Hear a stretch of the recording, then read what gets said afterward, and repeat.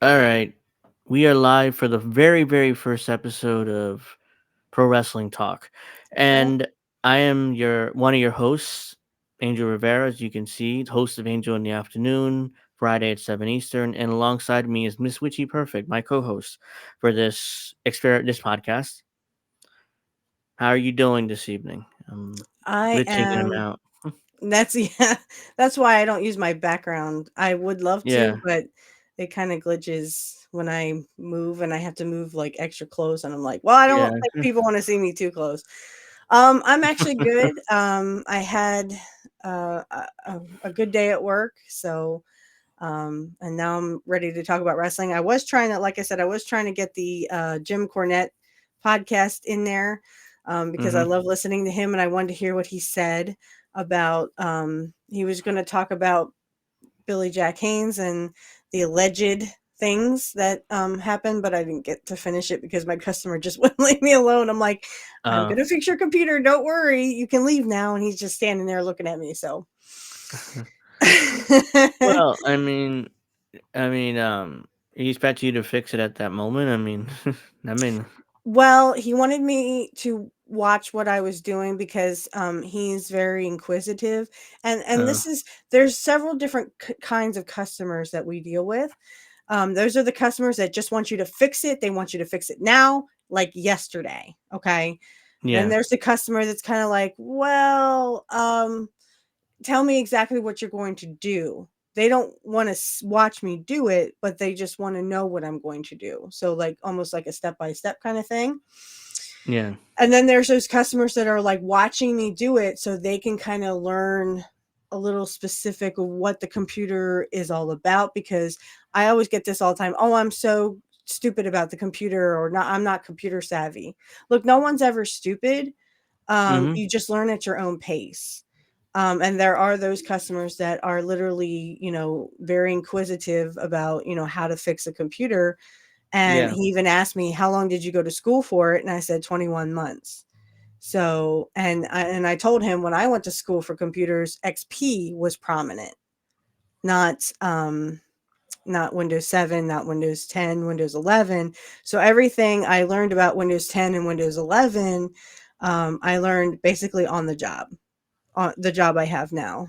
yeah, And I can tear a computer apart, put it right back together, and literally I had to do a fan, like, I don't know what is it with the mail lately, like, I had to fix a computer fan because the fan, yeah, um, just it was throwing errors and stuff, so I tore this mm, computer all apart, and I ordered the fan, and it's stuck in Alabama. I'm like, "You gotta be kidding me." So I ordered another one. That was supposed to be here Tuesday, it came yesterday. I'm like, "You gotta be kidding me, come on." I there's can't fix probably this. budget cuts at the post office or Something like wherever. that, Uh, because I had to, there's only see, the thing is sometimes you have to buy the heat sink with the fan. yeah, Sometimes you can get the fan by itself, and that's what I had, but unfortunately, it's been over a week. The girl's like, "Where's my computer?" I'm like, "I'm so sorry, it's stuck in the mail. I yeah, can't get it here any faster." So I had to actually buy one with the heat sink. Well, I'm just gonna have to send the heat sink back because I don't have any. It wasn't the heat sink that was the problem; it was the fan. So, trust me, take it from me, Earl. YouTube, even for technicians, YouTube is like our greatest help. Um, yeah. I can watch a person taking a computer apart, and I can take it apart and then put it back together if I just rewind the YouTube. So, it is a little complicated. I mean, you have to know what you're doing, obviously, if when it comes to the computers, because you can really mess them up. We also sell computers. Um, Okay, yeah, we sell new and refurbished. We have several new ones. We have a Dell and two Lenovo's that are brand spanking new, and they are Windows 11. Um, so Jim Bean and gamers. We do have some. We have a refurbished gaming laptop, and then we also have a brand new gaming laptop. They're like middle grade, I'd say. Yeah. One is $7.99. The other one is $6.29. One is a Lenovo IdeaPad. The other one is an HP. HP. I think it's a Pavilion. Alasco fan cooling my computer. I'm guessing that's a brand. I don't even look at the brand of fans. I just kind of put them in. Yeah, I don't know much about that. But yeah, we're here to talk about wrestling. This is Yeah, that not podcast. computers. Yeah, Sorry, guys. we went on a tangent about computers, but that's fine. So yeah, I guess what I thought we should do is kind of introduce myself. I mean ourselves. Yeah, I'm glitching out here, and I'll start. I So, guess. My name. You guys know my name already. Well, I've been a wrestling fan since I was a little boy, so that puts me at around over 30 years. I mean, I first started watching late '80s when I was in my mother's lap, so she got me into wrestling. So late '80s, and I've pretty much watched consistently ever since. And I have plenty of my favorite wrestlers. I mean, the Hands of the Era. I mean, I talked about it on your podcast, but Bret Hart, Austin, Taker's always been there too. Never liked Cena. Um, Edge was okay, and I'm just going through eras. And post that Roman Reigns I like too, but that's pretty much it. I mean, the modern wrestling I'm kind of not really into because they're mostly it's just I don't know, just these guys are boring. I mean, they're not really personalities. There's very few that are actually personalities in wrestling these days. Most of them are just into the moves. I mhm. call it video game wrestling or Cirque du Soleil wrestling. Yeah, that's what It Jim just Cornette calls it. Yeah. yeah, that's what I started. I call it also video game wrestling because all it's just move, move, move, move, move, move, move, and nothing else. So that's where a lot of these younger guys learned is like, okay, well that's wrestling, right? Because I saw it in WWE 2K video games, so let me just do that. And that's basically what modern wrestling is. Not everybody does it. WWE doesn't do it like that for the most part. I mean, there's some guys who Mhm. do it, but for the most part, they don't. AEW, that's all they do. I mean, I'm like, and if you follow me on Twitter, you see me complaining about AEW all the time. So it's like I just sleep through it a lot of times. I try to watch it, but it's like my ambient. I fall asleep pretty easily.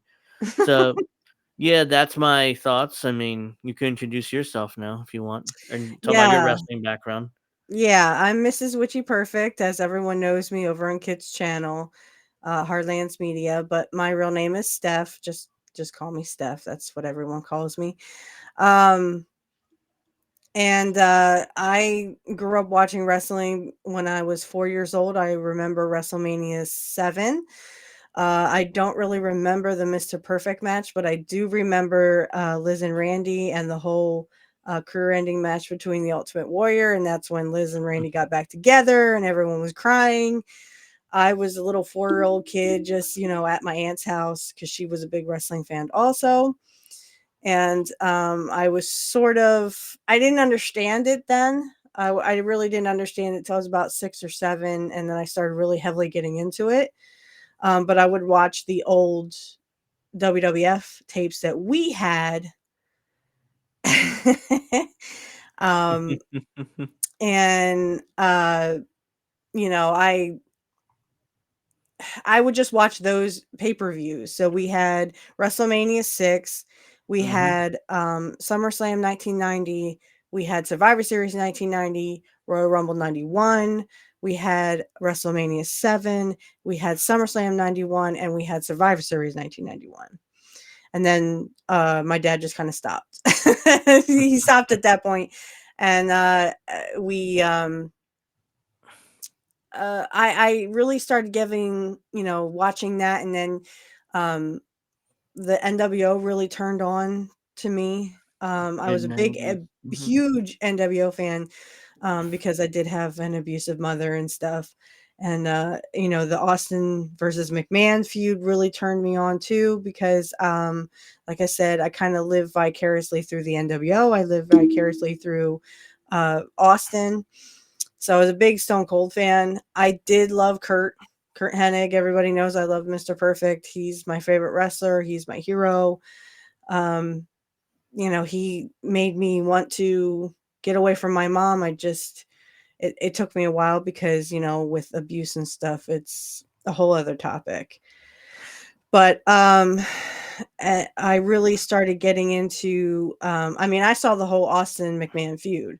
So I was so I remember laughing so hard, and I told Kit this. I had to ask my mom what embalming meant, because the Yeah. whole Undertaker takes Austin to the funeral home and he embalms him. He's like, "Let's Mhm. embalm him alive." I'm like, "What is that?" Mhm. I didn't know what it was.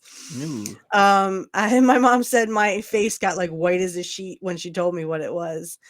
Um, I'm Oh like, shit. "No, you can't do that. Oh. You can't do that to Stone Cold." And then Kane saves him, and I was just like, Yeah. but the whole Austin McMahon feud really came into my life, and I was a big Stone Cold fan. And then Mr. Perfect came back to Royal Rumble 2002, Mhm.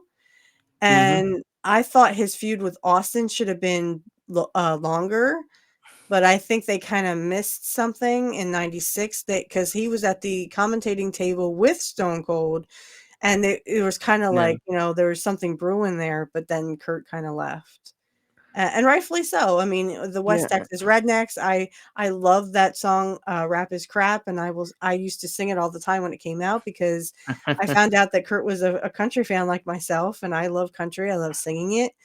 Um, so I mean, it really helped me out. And then, my wrestling stuff was over. I don't intend to watch modern wrestling, because it's just without Kurt. And really, from Jim Cornette, from what I've heard, it's like it's not even worth watching. It's like he'll always say, It's they had to have today. He I was watching or listening to the Experience, and he said they had two referees for rules they didn't even have. That must have been AEW. Why do you need a referee at all? You know? I'm assuming that's AEW. I haven't Yeah, it was AEW. Yeah, that's what I thought. Um, because They I don't think they got to WWF or WWE, excuse me. No, I mean I mean, the thing with WWE today, it's a big melodrama. I mean, especially with the Bloodline storyline and with Cody Rhodes finishing his story, it's just a big melodrama. I mean, I don't even care about the matches. I mean, the story, the Bloodline Cody thing about it, and The Rock coming back, that's what I'm interested in. It's like, okay, that's what I care about. I'm just gonna watch that, and the rest of the show, I'm not gonna watch. I just fast forward through most of the show now. Oh, it is just this that melodrama that that I There's a care lot of about. talking and then not a Yeah, lot of wrestling. Mhm. no. I Yeah. mean, as Indy says, it's a soap opera for meatheads. I mean, yeah, I mean that's. And then I used to buy Pro Wrestling Illustrated when the Ron Erics were big in NWA. I love Carrie Von Erich. And Hmm. go back and watch SummerSlam 1990. Tell me that guy had a prosthetic foot. Where? I was I watching it and I'm like, he has a prosthetic foot? Where? What? What? that amazing. I found that out just a few years ago. I'm like, that's Mhm. amazing that he Thanks could to Jim work Cornette. I found that. out thanks to Jim. Yeah, I saw that. I heard that too, and I'm like, "What? How could he work so well with a prosthetic foot?" Right, That I mean, right. I couldn't tell. No, I couldn't tell at all. And I just in one of my newest episodes, I do WrestleMania 9 with Kurt and Lex Luger. It was a trivia question. Curt and Lex And Luger. I have bonus content in there where Luger talks about the fact that Kurt was all caffeinated up, ready for WrestleMania. And you know how you get when you're like, Mhm. I would do this before tests. I would, study for a test, and then I get the test and I go, "Oh no, what did I just learn? I just blanked out." Well, he says Yeah. Kurt blanked out right before the match when they hooked up. He goes, "What are we doing? What are we doing? What are we doing, Luger?" And I'm like, I don't know. I watched the match again and I'm like, I don't, they didn't miss a step. They didn't miss a beat. What is he talking about? I don't know. I I'm guess guessing Luger had to talk him through the match somehow. Luger was calling spots, let's just say Yeah. that, and then, Mm, I believe Curt remembered the rest of it once they got going, but it's like me, like, mm. I literally will, you know, blank out before a test, and I'm like, "Oh," but once I start reading the questions, I'm like, "Oh, wait, now I That remember." honestly, I wouldn't want Lex Luger talking me through a match. It's like he's not the best worker, so like he's just a big muscle head. So it's That's kind right. of tough for me to. But I did like his narcissist character. He should have stayed that way. Yeah, I mean I fit his personality perfectly. Yeah.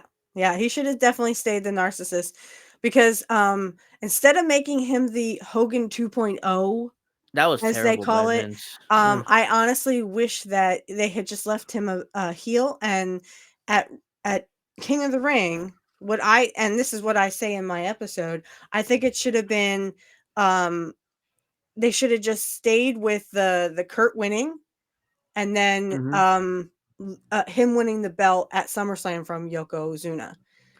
And then have him be the Hogan 2.0 because at least he was second generation. Now they did a run with Brett, and him and Brett could, go back and forth, and they could switch the belts back and forth between each other, but at least you have that option of two second generation superstars that know what the heck they're doing. hmm Luger didn't know his left from his right. He had one WCW run, and then he went into bodybuilding, as you said, and he was a Yeah, he was. muscled guy, but that was what Vince wanted, so, Yeah, you that's. know. But people forget he was hired by Vince to be a bodybuilder initially, not a wrestler. Yeah, there When he was left a, WCW, the yeah, World there was a Bodybuilding world Federation. botting, yep, yep, Vince was obsessed with like, oh, I'm gonna make. But he wanted to compete with the I forget what their names are. I mean, the people who run bodybuilding. He yeah, thought I could take him down, like he took down all the other promoters in the '80s. But the issue was, he overpaid for all these bodybuilders. I mean, they had guaranteed contracts, and meanwhile the wrestlers didn't. So I'm a not lot of shocked. wrestlers were pissed off about that. Yeah. Well, and then he started giving, actual title shots to these guys, and the people who knew what they were doing are like, I'm over here, you could have asked me, I know how the business works. These muscle guys can't even do, they were getting blown up, as Dutch Mantel says. Yeah, They yeah, were always blowing up, which means they were going yeah. Not Luger, Warrior did a couple of times. They said, I've heard, what was it, Dutch Mantel, and I think it was also Shane Douglas that said Warrior would be passed out on the floor, and they would just, other wrestlers would just walk over him, just go and walk away, and walk, keep walking because no one was going to help Warrior him. Warrior wasn't well liked in the locker room. I mean, he was. Right, right, and Nobody really liked him. no, and there's a clip of Mr. Perfect and Hogan on my X, if you guys want to check that out sometime, where Kurt's jumping around and everything, and I'm Mhm, just like, that was Mr. Perfect. But doesn't Hogan look like the good heel he's supposed to be? Yeah, that was because of mhm. Kurt. Not because of Hogan, it was because of Kurt. Hogan, especially in his, because apparently he in his run when he would work Japan, he was really good in the ring. I mean, I saw some of his matches. Like, why didn't you do that here in the U.S.? Because Americans didn't care about that. Just they cared about the personality. At least in WWF. Mhm. Which is why he Yeah. never did any of that. He didn't need to. I mean, that's what he claimed. He's like, well, I didn't need to because I mean, they didn't care about that. I could just do my moves, hit the boot, drop the leg. Everybody celebrate, yay, and then everybody walk away and be happy. Did he didn't need to work that Japanese style?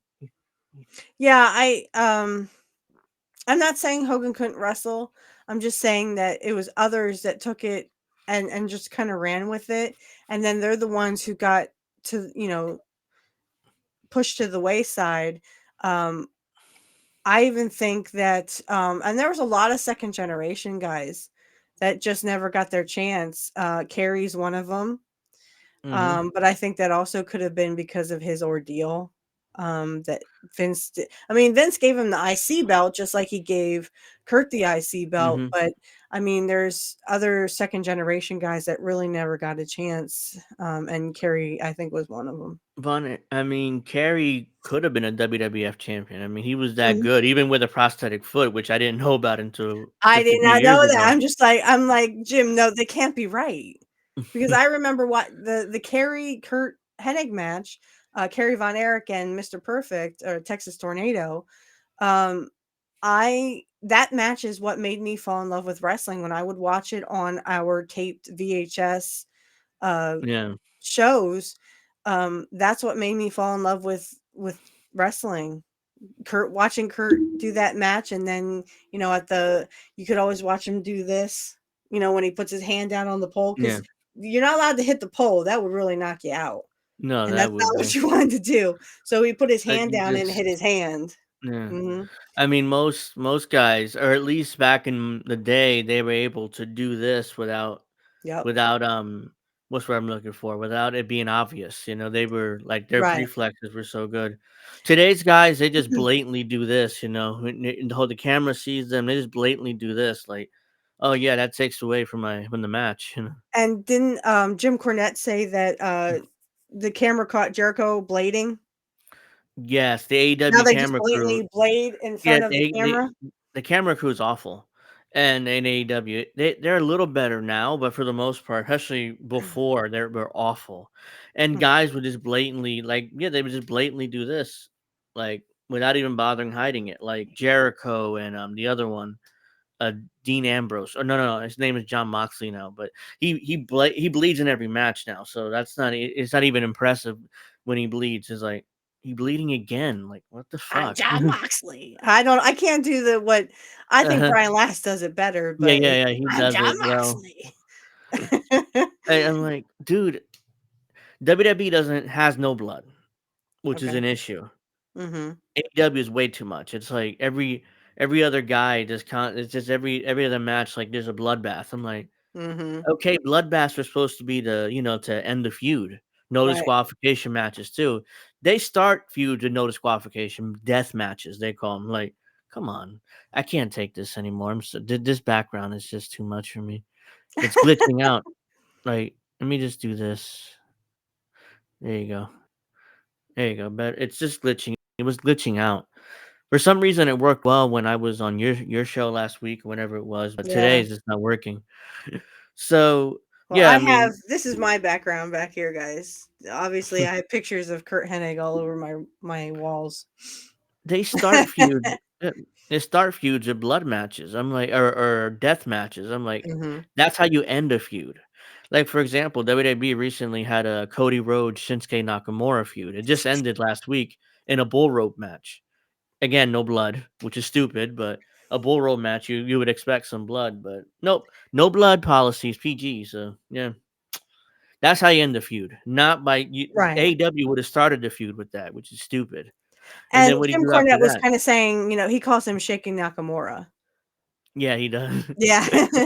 I don't know if that's is it because he's old? I don't even know what this person looks well, like. I just assume he's well, old. Nakamura worked in Japan for years, and Mhm. when he got hired, I had no idea who he was either. It was like, oh, a Japanese guy, okay. But yeah, he's kind of older. He's like 45-ish, something like that. Okay. So he looks at and he looks kind his physique isn't the best either. Okay. Yeah, his physique isn't the best, so it's like that's why he probably calls him that in 43. He's 43, but he He's looks 43. older. Yeah, he Okay. looks older, Okay. which is why so yeah, but he looks older. He's okay. I mean, he works that strong style, which I hate. Mhm. That Japanese strong style, I don't like it. It's like it's Okay. just it's just chopping and standing there and taking offense. Like AEW, they do it horribly. I mean, it's even worse there. But it's like they'd stand there and they trade. Oh, chop. Okay, now you chop me. It's like that. It's like, wait, you're not supposed to do that. It's supposed to be, you're supposed to try to counter moves, not just take Right, it. Like, right. Well, It's if someone stupid. would chop Curt and then, he would turn around and chop them, that's different. I mean, because you could hear the Yeah. chops. Every time he does, I'm like, Yeah, "Ow." those shops are not fake. I mean, they're really could mess you up. I I mean, wouldn't wanna do yeah. that. Yeah, but they blatantly just take chops back and forth. Awful, just awful wrestling. In AEW, they do it, but so much worse. I mean, it's like it's so blatant. They're like they stand there, oh yeah, chop me, and like, ugh, and I'm like, you're not supposed to do that. You're not supposed to take offense. Like, oh yeah, now you hit me. No, I hit you now, and blatantly, like just standing there and taking each other's offense. I'm like, that's not wrestling. That's just you being a mark and taking offense for no reason. And what did I see on X? There was a guy kissing another guy for no reason.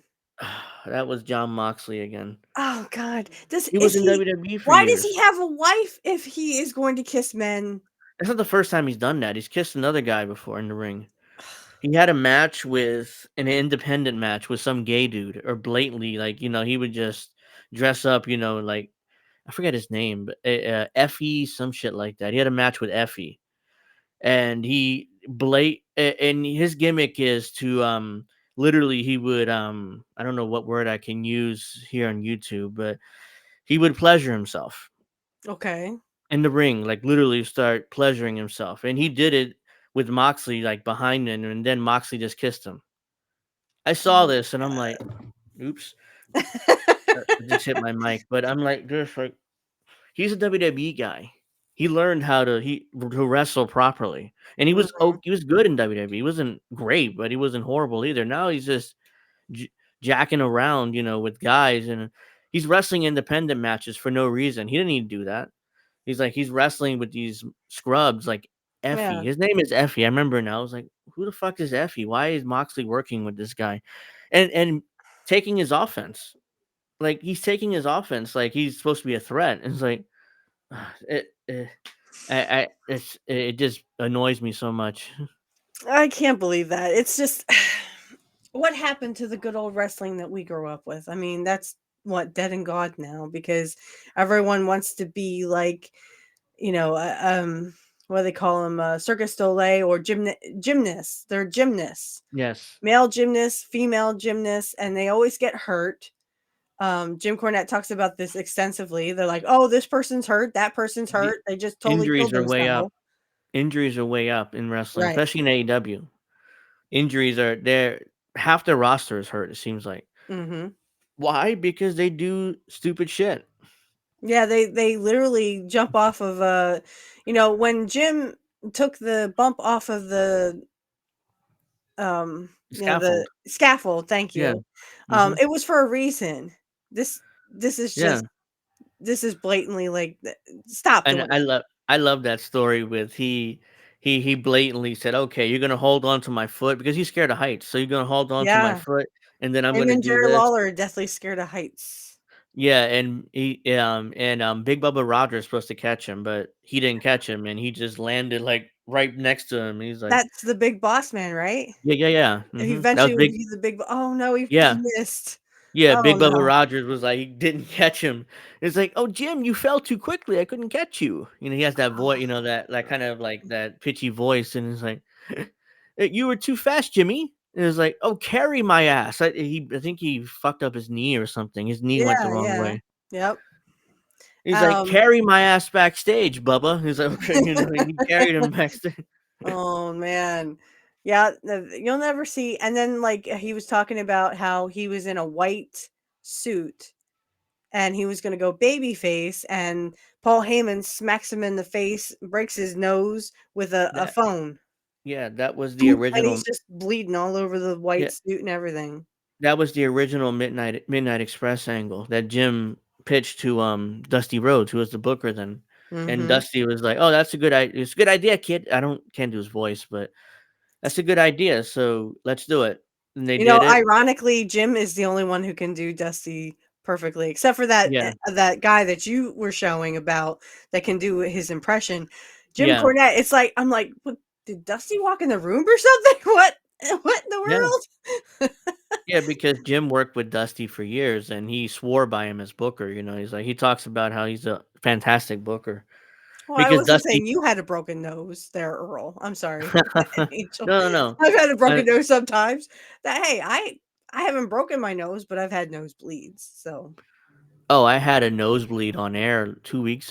Was it yeah, no, not last week, but the week you're like, before? take it, Kit. Yeah, I was yeah. It like, was oh like, oh yeah, no, Angel.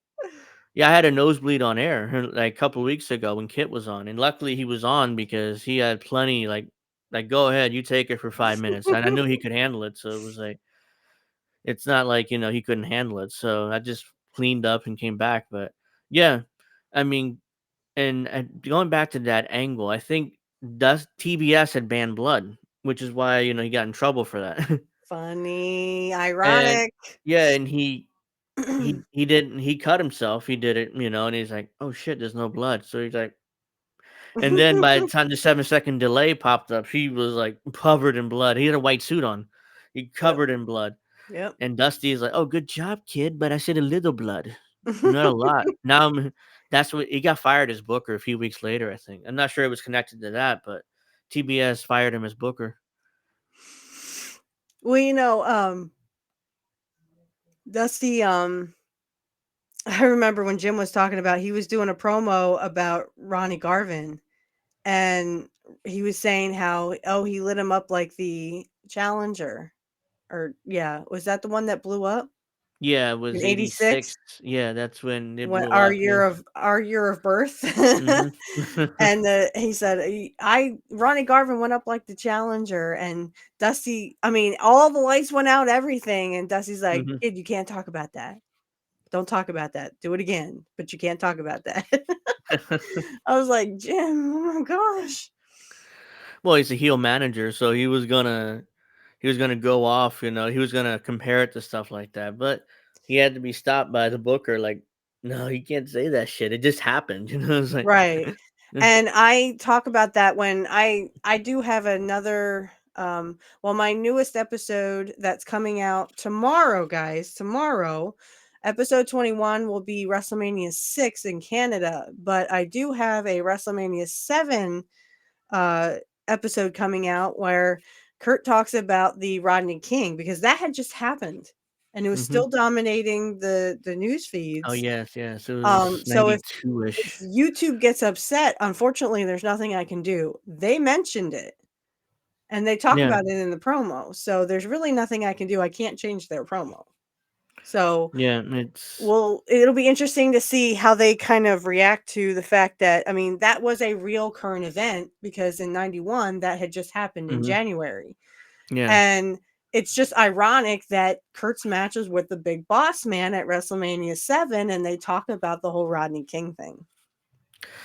Rodney King. Yeah, I mean, that happened.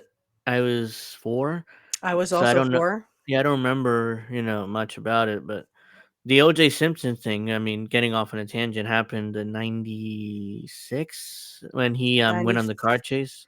was it 95 or was it 96? '95. Yeah, I remember that because it cut away from the NBA Finals that year. Oh, of course. And I was a Knicks fan, and the Knicks were it's '95, the Knicks were in '95, now I remember. It cut away Mhm. from the finals while he was chasing, like, "Come on, what? Really?" I mean, OJ had to do this now and couldn't wait an hour or 2 to be chased by the Oh, police? bam. There's a lot of people that still think he got away with that. I don't know. I was way too young to understand the whole Yeah, I was O.J. Simpson. too, but looking back as an adult and watching that, Johnny Cochran got him as fantastic lawyer, I'm telling you. Because the whole thing, if the glove doesn't fit, you must acquit, and they acquitted him. I mean, because the glove didn't fit him apparently, so there's no Mhm. way he could have done it. I'm like, yeah, he could have probably forced it on somehow. I mean, it doesn't mean he didn't do it. I mean, he convinced that jury through sheer personality and performance. I mean, it wasn't. I mean, it seemed like to me the prosecution had a solid case, but he was like, "Oh no, if the glove doesn't fit, you must acquit." It rhymes too, and people were like, "Oh yeah, yeah, we just acquit him." Um, what I found interesting was Dana Carvey, h he would always he cracked jokes about this, and he's like, that guy just goes home and goes, "Mother," because he was just so soft spoken, and he would always touch his forehead like this, and very soft spoken, but he's like, that guy goes home and goes,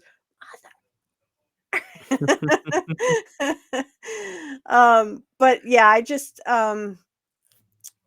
the other thing that I wanted to kind of touch on is there are some new developments coming out with Vince McMahon, and there's going to be for the next year, year and a half, 2 years, Oh, we have plenty of because content if we we just have focus plenty on of him. content if we just focused on Yeah, him. So, which according to Johnny Laurinaitis, he's saying that the whole Ashley, what's her name? What's her last name? Massaro, Massaro. Thank Massaro. you. That whole thing was not a cover up because um, they didn't cover it up. Yeah, that makes Wait, no what? sense. He just Well, repeated himself. yeah, he's like, well, we didn't cover it up. I'm like, you obviously don't know what the definition of a cover up is at this point. Well, Laurinaitis isn't the smartest. Isn't the He isn't brightest, light bulb out there. he isn't the sharpest tool in the drawer, right? Yeah, that's the word I was looking for. Instead, I Gotcha, just butchered gotcha, it. But yeah, gotcha. he's Well, not the smartest guy in the room. right, and what I was telling my guy as I was coming out of work because I was trying to Hmm. listen to this is the thing is this woman got victimized twice. Yeah. First of all, she was, things were done to her for YouTube purposes. Hmm. Things were done to her, and then she actually spoke up about it, and they basically said, "Well, shut up about it. Nobody cares. Yeah. We don't Yeah. care. Nobody cares. No one will Yeah. believe you anyway." So They this were. lady felt like she could not turn to anybody because she had already turned to her boss and said, "Hey boss, this happened to me and is there something we can do about it?" Instead of No. Vince and Johnny Laurinaitis saying, "You know what? We're going to fight for you. We're going to have this investigated. We're going to make sure these people pay for their crime." They didn't do that. So They. mm, in a way, how I would feel is I would feel victimized twice. Like literally, they might as well have done things to me too, Johnny Laurinaitis and Vince. yeah. And it made me feel bad for her because this is why women don't speak up. Yeah. That's Because exactly why. literally they'll tell us, "Oh, be quiet. You just want money." Because this Janelle lady, I believe, just wants money. And Ashley, I don't think that about her at all. Now, I don't know who she was. I never even heard of her until this all came out. So, Yeah. She was a Diva Search winner, okay. which was So, that contest that Kevin Dunn ran. It was his idea. okay. But what's I mean, we're all human. I get that. But and even there are bad people even in the military. Yeah. They were like, "Oh, be quiet because we want to preserve our relationship with the military." Well, Vince, Johnny, there are bad people even in the military, which is Yeah. one of the reasons why I refuse to go into the military myself This because I knew bad happened. things were going to happen to me. This happened in 2006. It would have been the George W. Ooh. Bush administration. Right. So, yeah, the military back then were a lot more, they would have not been happy with WWE if this was reported. It's not like the military today, where they probably would have taken it more seriously Right. because it wasn't investigated until 2019 when the military investigated, and of course, they didn't find anything because it happened almost 13 years ago by the time they was investigated. And when did she self-delete? 2016, I believe. Yeah. So her lawyer came because she was involved in a concussion lawsuit against WWE, and her lawyer had her talk about a bunch of stuff. It was sworn affidavits, and they never used that because it didn't pertain to the concussion case. But after she did what she did and passed away, then it came out. The lawyer released it, and that's when it was investigated. And this Mhm. is when WWE formally denied it. Like, no, no, no, we never found out about this because Vince is still in charge. So, of course, he would deny it in 2019. Like, oh, this never happened. She never told us. Yeah. So, yeah, and we can go on about her a little bit. I mean, she won the Diva Search in 2005. She was hired and immediately put in the ring. She was a model. She never wrestled. Didn't even train, and they just stuck her in the ring. Like, oh yeah, good luck. You have a match with I forget who her first match was against. Doesn't matter. She had a match against one of the other girls, and she never Mhm. worked in her life. She never even took a bump, and they just stuck her in the ring. Like, oh yeah, go ahead, good luck, and Uh, she got hurt. right, and I think Mm, this stems back to the fact where, uh Jim Cornette was talking about Vince Russo, how he would find underwear models in magazines, and he would call their agents and say, "Hey, let's give them a tryout." And I think mhm. one woman passed out because she was an underwear model. She had never done wrestling in her life. She I wasn't even mean, an athlete, she wasn't even an athlete. She just a would, model. Yeah, she was just a model who looked good on, in magazines. Well, there's a lot of enhancing that magazines can do to make chicks look good. yeah, Okay? You don't have to be, really thin and nowadays you can be really fat and be a supermodel, but yeah.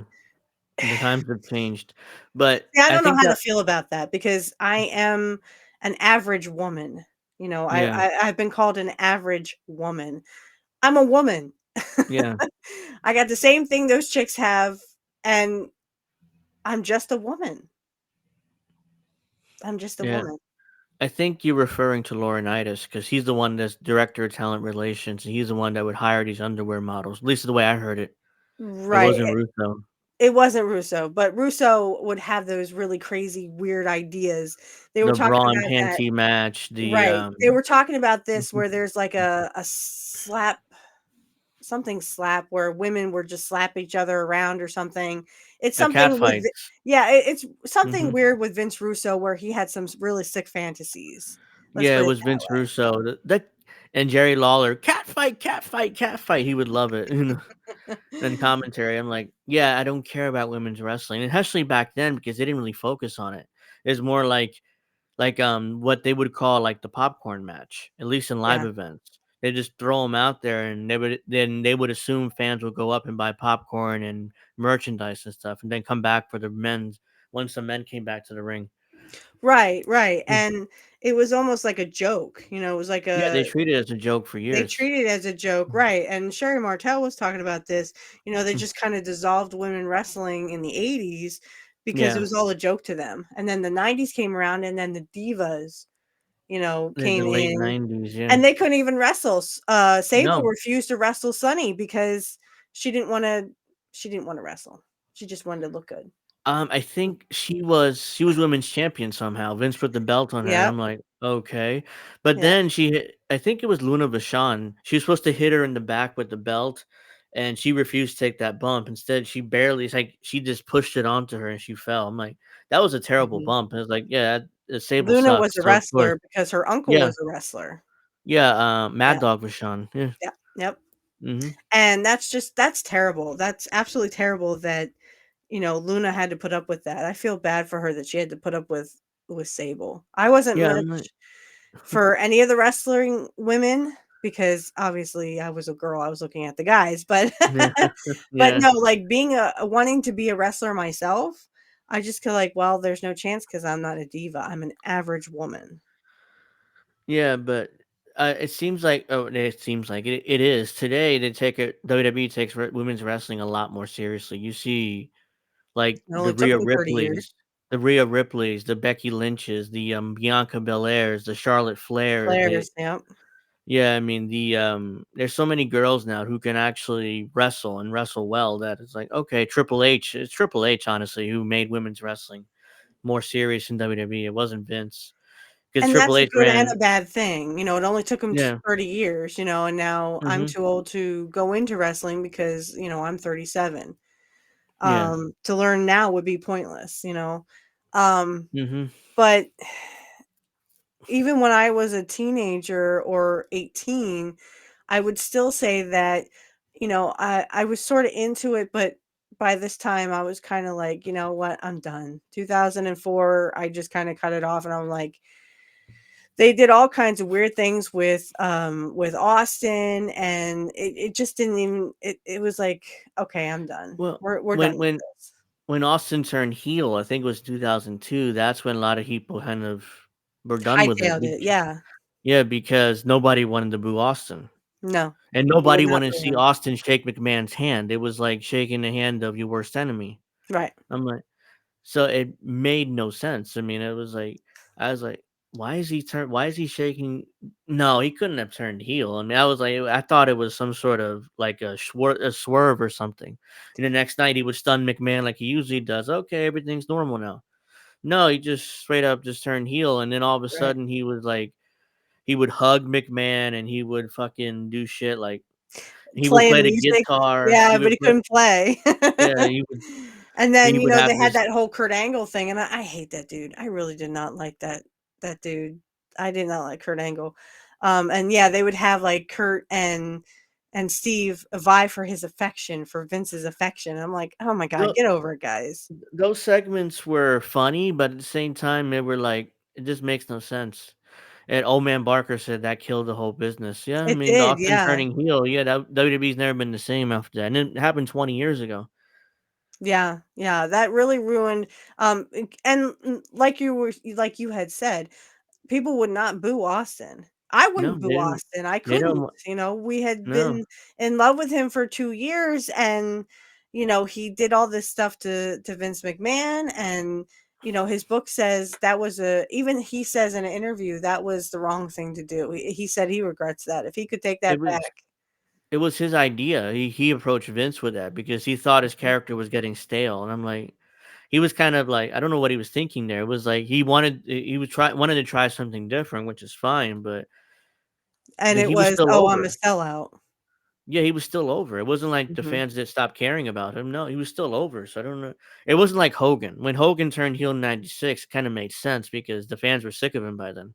His They were baby sick of that face, Hulkamania. yeah, the babyface Hulkamania America, Love Right. America character. So it made sense for him to turn in '96, but it didn't make sense for Austin to turn then because one, he shook Vince McMahon's hand, which Mhm. nobody wanted to see, and two, nobody wanted to boo him. So Mhm. it just made no sense at that point when And they they could do have that. taken it to another level. I mean, they did with the higher power thing, but they could have taken it to another level too of, okay, Austin got the belt back, but let's take it a different way where we could, put Austin in these scenarios of, Vince trying to get him again.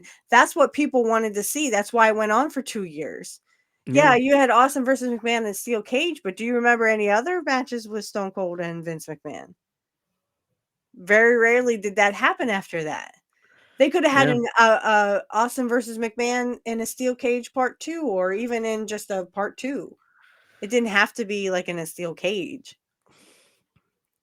I think there were 2 matches. There was one on Raw where he forced Austin to tie his hand behind his back, his stunner hand. Right, but that wasn't really a match I know because that was, yeah, Dude that Love was came more, out and yeah. interfered, yeah. So technically it was That booked was as their a little match. tease, like teasing Yeah. a carrot in Mhm. front of your face saying, "Hey, we're Yeah. gonna have Austin versus McMahon. We're gonna tease you." Mhm. But then they didn't really go through with it. No, and they didn't. And then they only had 2 matches to say technically in that run, and I'm like, they could have had more matches. They could have probably sold more pay-per-views just off a few matches. I understand Vince is not a worker. He never really wrestled until that match, but he's actually But pretty he good in wanted to that be. match. He He wanted to actually, be. I know his dad wouldn't let him be a wrestler, but Mm-mm. Nope. so I don't know. He probably would have been a good character at least because if he learned, because his match with Austin, it was good. It was like, wow, Austin carried it. Austin carried him at the same time. He was able to do like that spot when he jumped off the cage and went to the table. I'm like, he's 50 something years old. He's taking that Mhm. bump. I mean, that's Yeah, crazy. and that's where, when you see Austin down talking to him, giving him lip service, so to speak, Hmm. um, literally he was saying, "Good job, kid. You did good." Yeah. Um, I was impressed. I'm like, wow, he took that bump in his 50s. I don't know how many 50-year-old men would do that. and "Don't take me, don't take me. Where am I? Vince, do you know where you are right now?" I'm thinking, I don't think he knows what day it is. Not right now, in that moment. Not after that. He just kinda, like, hit his back and hit his head, and I'm like, Yeah, "That dude because is dead." he was supposed to go through the table, like Right. like you see now today in wrestling, the middle of the table, and it would break. but he landed in the corner in the In edge the corner, because ooh, and that kinda because did you ever see the Rick Rude bump that he takes in Japan? How he messed up his back? I don't think so. No, I've never seen that. He was on a platform, and his back goes like that. Like, you just see Oh him go like that, and you're like, "Oh my oh no, that's not how you're supposed to bend." And it no. wasn't. That's how he messed up his back real bad. I watched it, I think on X one time, Uh they huh. actually showed it, and or no, it was on YouTube. They actually showed the and he goes like that. I'm like, "Ow, ow." I'd be Oh like, yeah. That, "I'm I'm never gonna wrestle again." But Rick was a tough guy, so, yeah. it He. doesn't surprise me that he was trying to come back. Yeah. I mean, it was all and that Vince bump was like. Yeah, I think the table was too far because I remember, or I don't remember, but I remember somebody telling that they moved the table back before the show started or something like that. But yeah, the table was back more than it usually is. Y Yes, yes, she's a Mr. Perfect fan, by the way. yes, I will explain the reason why I'm a Mr. Perfect fan is because, I saw his match with Kerry Von Erich when I was about 6 or 7, technically, I would have been 4 in that match, when that match occurred in 1990 at SummerSlam, and I fell in love with Kurt's wrestling after that. I mean, it's just he is absolutely phenomenal in every aspect of the way, and he was second generation, and he was just a great guy out of the ring. I've heard nothing but great things in every interview I've heard of any other wrestler, even Steve Williams or Steve Austin. Um, I think I have on the it's my blooper compilation or it's my rib compilation of Kurt just ribbing everybody. And Austin had said, I never saw that guy in a bad mood. I never saw him without a smile on his face.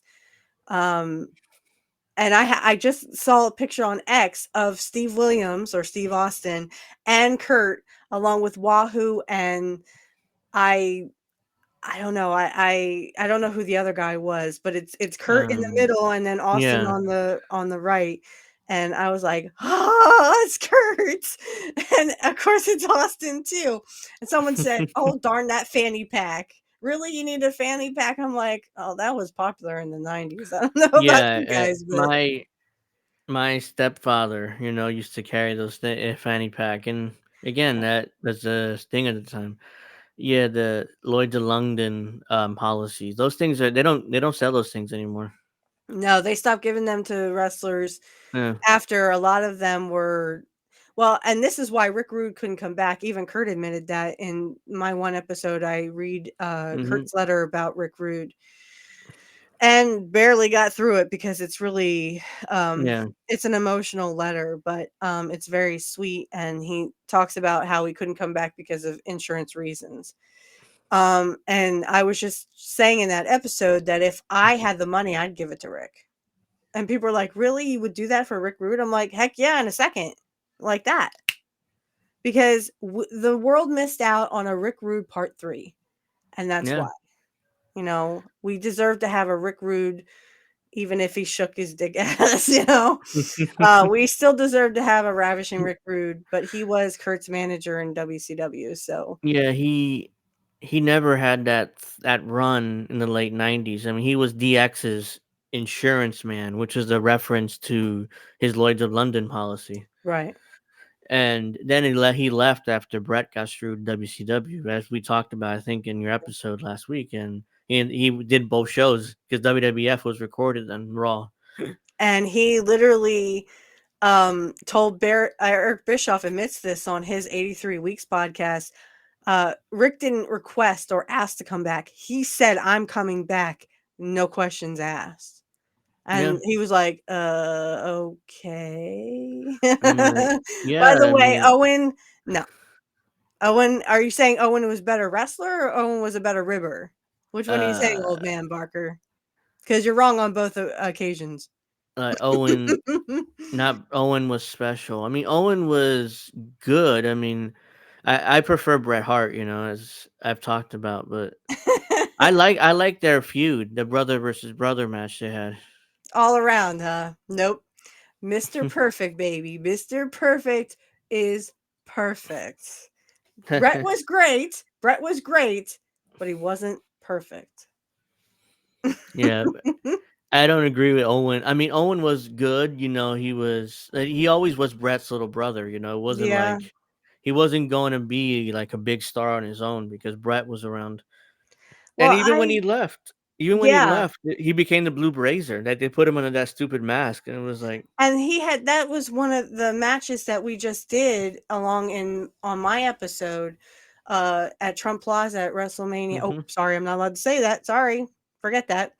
Um he had just done that at WrestleMania 5 when they was Blue Blazer versus Mr. Perfect. And in Brett's book, I read this that he was like, Kurt took such good care of Owen. I mean, he made sure that they didn't do stupid moves, or they weren't getting into trouble, or they weren't, blading for no reason. I think there was a no blood policy at that point. I don't know, but yeah, in the early '90s, it would have been yeah. because of all the steroid controversy and the child scandal they had in the early '90s with the ring announcer and Pat Patterson and stuff. So that was going on around that time. Vince was on trial. So yeah, they were testing rigorously for drugs and steroids, and there was no blood policy back then. That was rescinded by the late '90s, but back then it would have been a no blood policy. And that's because, yeah. I mean, if you accidentally caught yourself like Kurt did in '93 in that loser leave town match with Ric Flair, that was a oops. He just hit the post and Yeah, and he was bleeding. And the ref, if you look at the match, the ref is kind of like, what do we do? Oh my gosh, what do we do? He's bleeding. What do we do? What do we uh do? huh. What do we do? And I think Kurt was like, just keep the match going, you know. Yeah, He it's just he like just jumped at the wrong. He was trying to do what Flair had done, which is jump over the rope and then kind yeah, of do like a Ric Flair kind of move, but he kind of fell down the ring mhm. post and the ring post got him, and it was Yeah. like, I oh, mean, oopsie. I think it was WrestleMania 7. Brett had the match with Roddy Piper for the Intercontinental title, and there was blood there too. But they claimed it was an accident, which it wasn't. Hmm. Brett would admit that he actually bladed, but but they hit it enough where Vince didn't see it, so he believed them. But Ric Flair and Randy Savage for the world title, Yeah. Vince fined them both for the blood. They both bladed clearly, but or Rick did. Ric Flair did, I think. He bladed, and he got fined, even though I think I didn't. I watched the match back. I didn't see where he bladed, but I guess Vince didn't buy it from them, so they both got fined for that, even though Brett didn't. Yeah, I don't think he fined Kurt for that because I think it was just a oops. Because I mean, if you look at Yeah, the ref is looking around like, what do I do? I don't know what to do. Kurt, what should I do? And keep I'm guessing fucking Kurt just going. said, just keep going, just keep Yeah, going the you match. know what they would do? Not recently, but when they first went PG and there was accidental blood, they would stop the match. The referee put gloves on, and they would patch up the bleeding before the match would continue. That's Mm. Vince's policy Hmm. back when they went PG in 2008 or 9. And for many years afterwards, they would stop the match and they would stop the blood and then they would keep going, which takes you out of the flow of the match. So it just ruined the match. Hmm. Yeah. No. That doesn't make it. I mean, wish they had done that to Kurt because, I mean, no offense, but I mean, his whole thing with Flair was, loser's going to leave town, and it was a very physical match, and that's how it was meant to be Yeah. between those two because they were so. And I just got a magazine. I'm going to show it to you. Okay. I just got my magazine here up Oh for wow. grabs. This is when Kurt went to WCW, and he was DDP's partner. And I just got this today, so I'm gonna check out some of the articles that are on here. But yeah, it was, you know, I don't remember Kurt bleeding again till I think he bleeded in one of his WCW matches. I don't because I don't remember any other blood coming from Kurt at that point. Yeah. Um, but he did it very rarely in WCW too.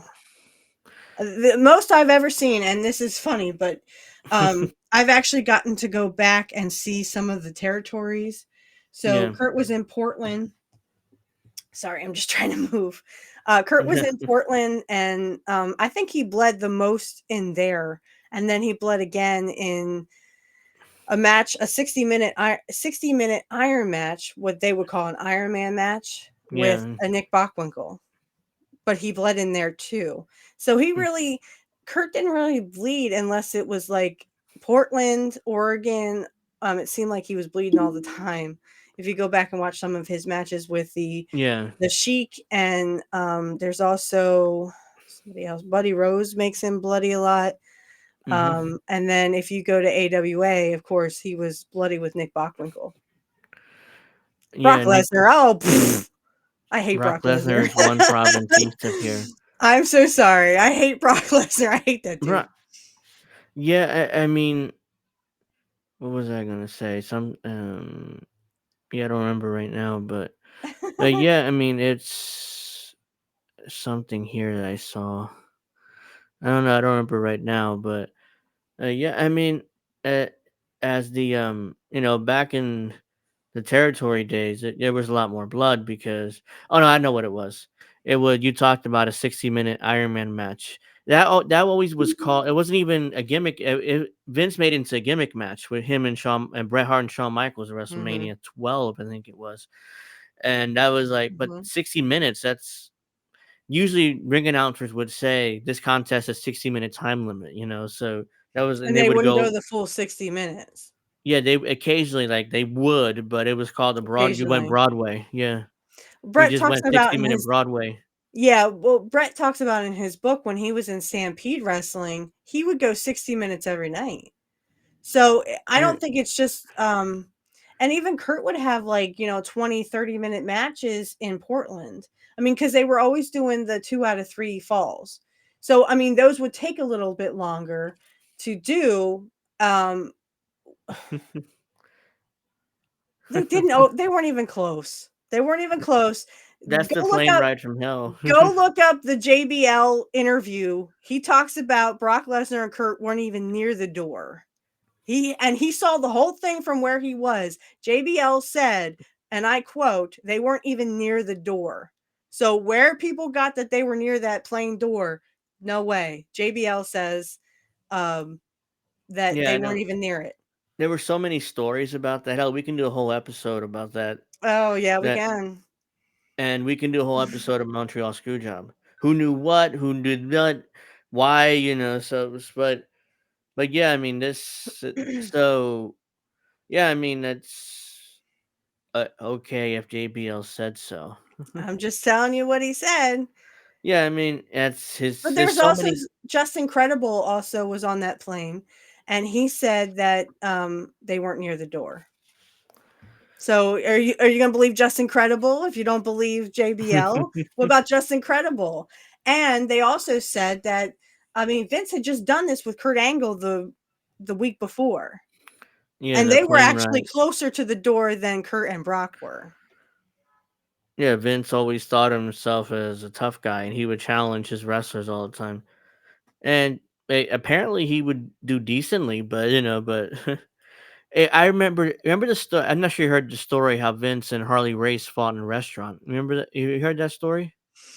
No, but I heard Harley Race was a badass. Yeah. I wouldn't mess with Harley So Race. I think it was in '86. He was the NWA, or was it before that? He was the NWA champion. No, it was 80, 82, 83 ish. The first Starcade. What was it, 83 or 84? It was the first Starcade. Doesn't matter what year it was, honestly. Yeah, okay. And Vince tried to get Harley Race to leave the Jim Crockett and go over to him for a bunch of money. He turned him down, and literally in the bathroom, Vince tried to fight him, and Harley Race kicked his ass. And Linda McMahon had to pick Vince up from the restaurant. He was all it bloodied up and cut up and stuff. So fighting Harley Race didn't go well for Vince. So, There's a story from Brett, old man Barker. Hmm. uh, Brett talks about in his book where they're the Legion of Doom had just come into WWF, and Vince was saying goodbye or not going to be able to be with the boys anymore. He wasn't going to be hanging with the boys. So Vince was drunk, and Hawk was drunk, and Animal were drunk. And Vince Vince took all their finishes. took Yeah. their finishes because that's what, he wanted to Uh-huh. do with the boys one last Yeah. time. And Brett said Vince could barely stand up after that. Yeah. Everybody That's gave Vince right. their finishers. Yep. That's Bret Hart they gave him their heart attack, and yep. he did it snug on purpose to hurt Vince because the The only hurt chance I Vince. get to hurt Vince, yeah, so fuck Yeah. it. And they said, Vince was bloody and bleeding. And actually, here's a funny story about Shane. Uh, Brett talks about this in his book that Shane McMahon tried to hit on Julie, who is Brett's ex. He tried, and then Brett said, "Well, I felt like I had a duty, so I pushed him up against the wall and said, 'Don't touch my wife. Don't be messing with my wife.'" And I was like, "Okay, Brett, you screwed anything that moved." So, and he admits it in the book. He's like, "Yeah, I was really a dog. He just was screwing this woman, screwing that woman." So Yeah, that's not me saying that. That's Bret Hart, not yeah, me. yeah. He said that in his book, and yeah, I mean Vince was like, I think it was 92 ish when that happened, and that was around the time when he's being investigated for the steroid thing, and so he thought he was going to jail, so that's why he did that. Like, because I remember it was the trial took place in 93 ish, four, something like that. No, it was 94 because Hogan 94, just yeah. left in WCW and he came back to Mhm. testify. Yep. So And he was testifying against Vince. yeah, but Isn't that ironic? yeah, and Vince hired him back in 2002. I'm like, I mean, if he hired Hogan back, anybody could be forgiven by him. Apparently, He- that's why Brett was. That was later on, though. I think it was 2010 when Brett came back. yeah, it was 2010 ish, and he and Shawn Michaels made up, and even though Brett's still kind of bitter about the Montreal Screwjob when And if rightfully he so. talks about it. Yeah, yeah. Brett has every right to be, upset with that. But yeah, I saw the meeting that Sean and Brett had, and Brett was talking about his grandkids, and Sean's like, "Well, my girls aren't that old yet. I don't have to worry about that yet because my girls aren't that old." No, his girls were like, I think his girls are teenagers, but they may be adults now. Yeah, Um, I think they are. I don't. yeah. Shawn Michaels is still in WWE today. He's the booker for NXT, which is the developmental brand that WWE has. And I tried to watch an interview with him. They were talking about the whole Vince McMahon thing. Yeah, I couldn't sit through it. I'm just like, I don't really like this guy. Even though he technically he went hunting with Stone Cold one yeah. time. And then they had that McMillan River Adventures. Did you ever see that with Shawn Michaels? Um, no, He I had heard Stone about Cold it. on. Yeah, he had Stone Cold on, and then he also had Triple H. They went gator hunting. I'm like, Triple H and a gator? He can't even Yeah, handle his wife. he's from Connecticut. I mean, I don't know why he would go gator hunting. It's like, Well, or I know no, why Sean would. Sean was from San Antonio. yeah. So that's Mhm. but Triple H is like either from Connecticut or New Yeah, Hampshire or something. yeah. I He's think he a was born and raised in Connecticut. yeah. So I think even him and Sean are still good friends, which is why he probably did it. But As he's out of his element there. as Triple H put it, he said their wives say that they act like two old women when they get together. Him and Sean. Mm, That's what Triple H said about Shawn Michaels. Um, I, I just I really didn't like Triple H. I only liked Triple H when he was with Curt, and that was very, very brief. yeah, Right because before Curt left for WCW. because I think Triple H was still kind of that blue blood gimmick he had, Yeah. where he would bow, like he would do that bow. Yeah, Mhm. and Curt was his manager.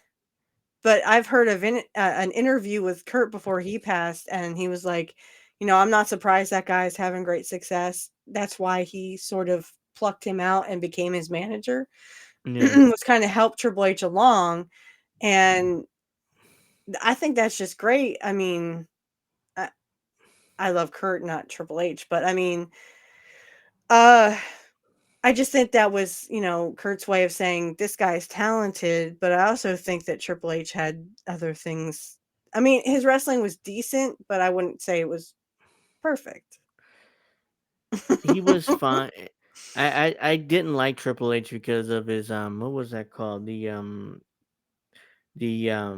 when from 2002 to 2005, he dominated the world title picture. He was champion or he was challenging for the title, then became champion again.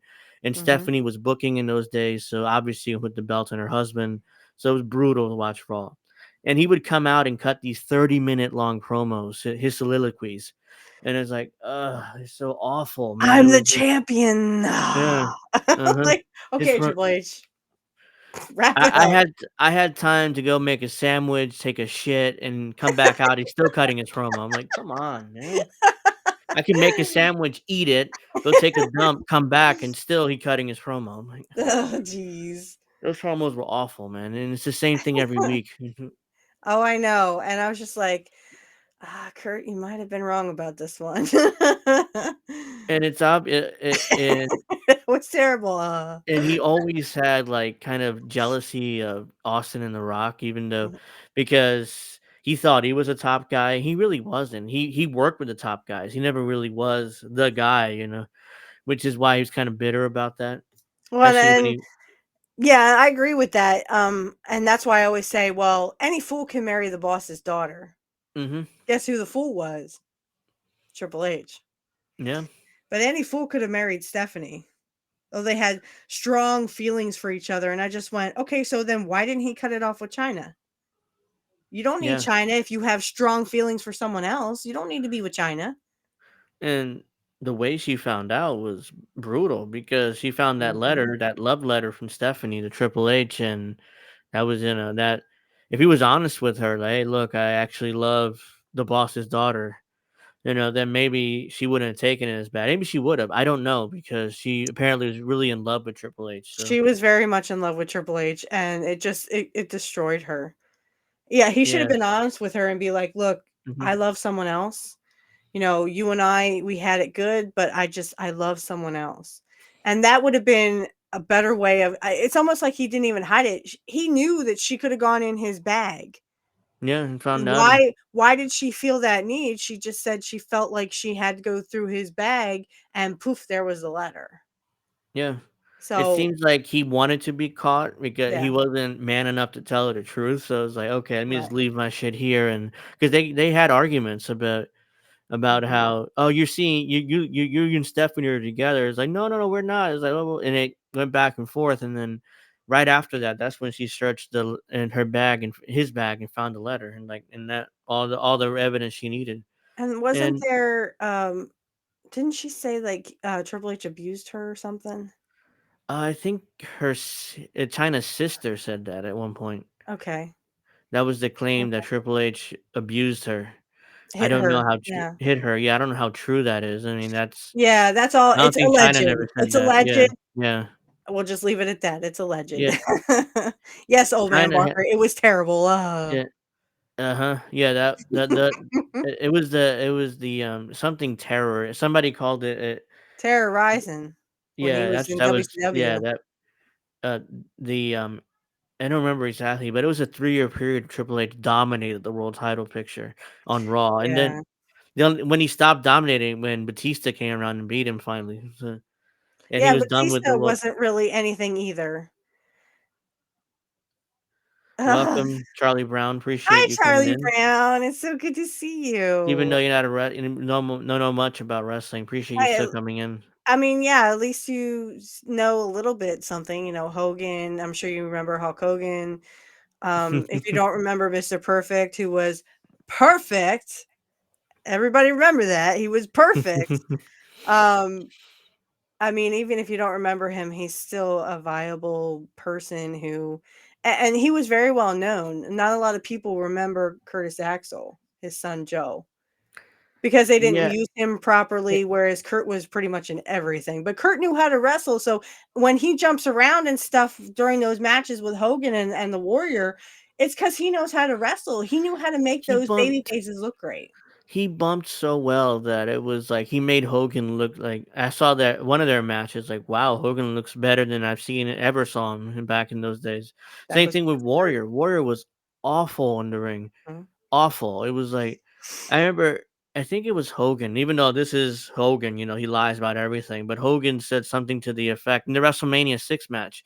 After like a minute, they were doing like a sleeper and Warrior like I'm finished. I can't go.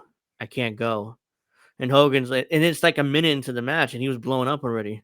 Yeah, yeah. And Hogan's like, "Motherfucker, or he didn't say motherfucker, but I'm saying, you've got 20 minutes left in this match, and you suck it up, man. You're gonna be the champion, because he's And that's Hogan's what I dropping the mean, belt to like, him. when wrestlers would say, "Oh, well, Warrior was passed out," and people just, like, went all over top of him, just walked over him and just, forgot about him. Um, and if you watch the Mr. Perfect Warrior matches, Kurt's jumping around everywhere, every which way he could go, um, and all I would say to Warrior is, "You behave with him, because if you hurt him, you're gonna answer to me, Warrior, and you don't wanna do that." Warrior hurt everybody. Yeah, He, even he, Andre, and we had talked yeah, about that yeah, yeah. previously. Andre. I mean, you hurt him. I mean, he did that to him, and he fucking flew, and it's like Warrior never flew. And he turned to Like, Bobby and said, "He's learning." mhm, mhm.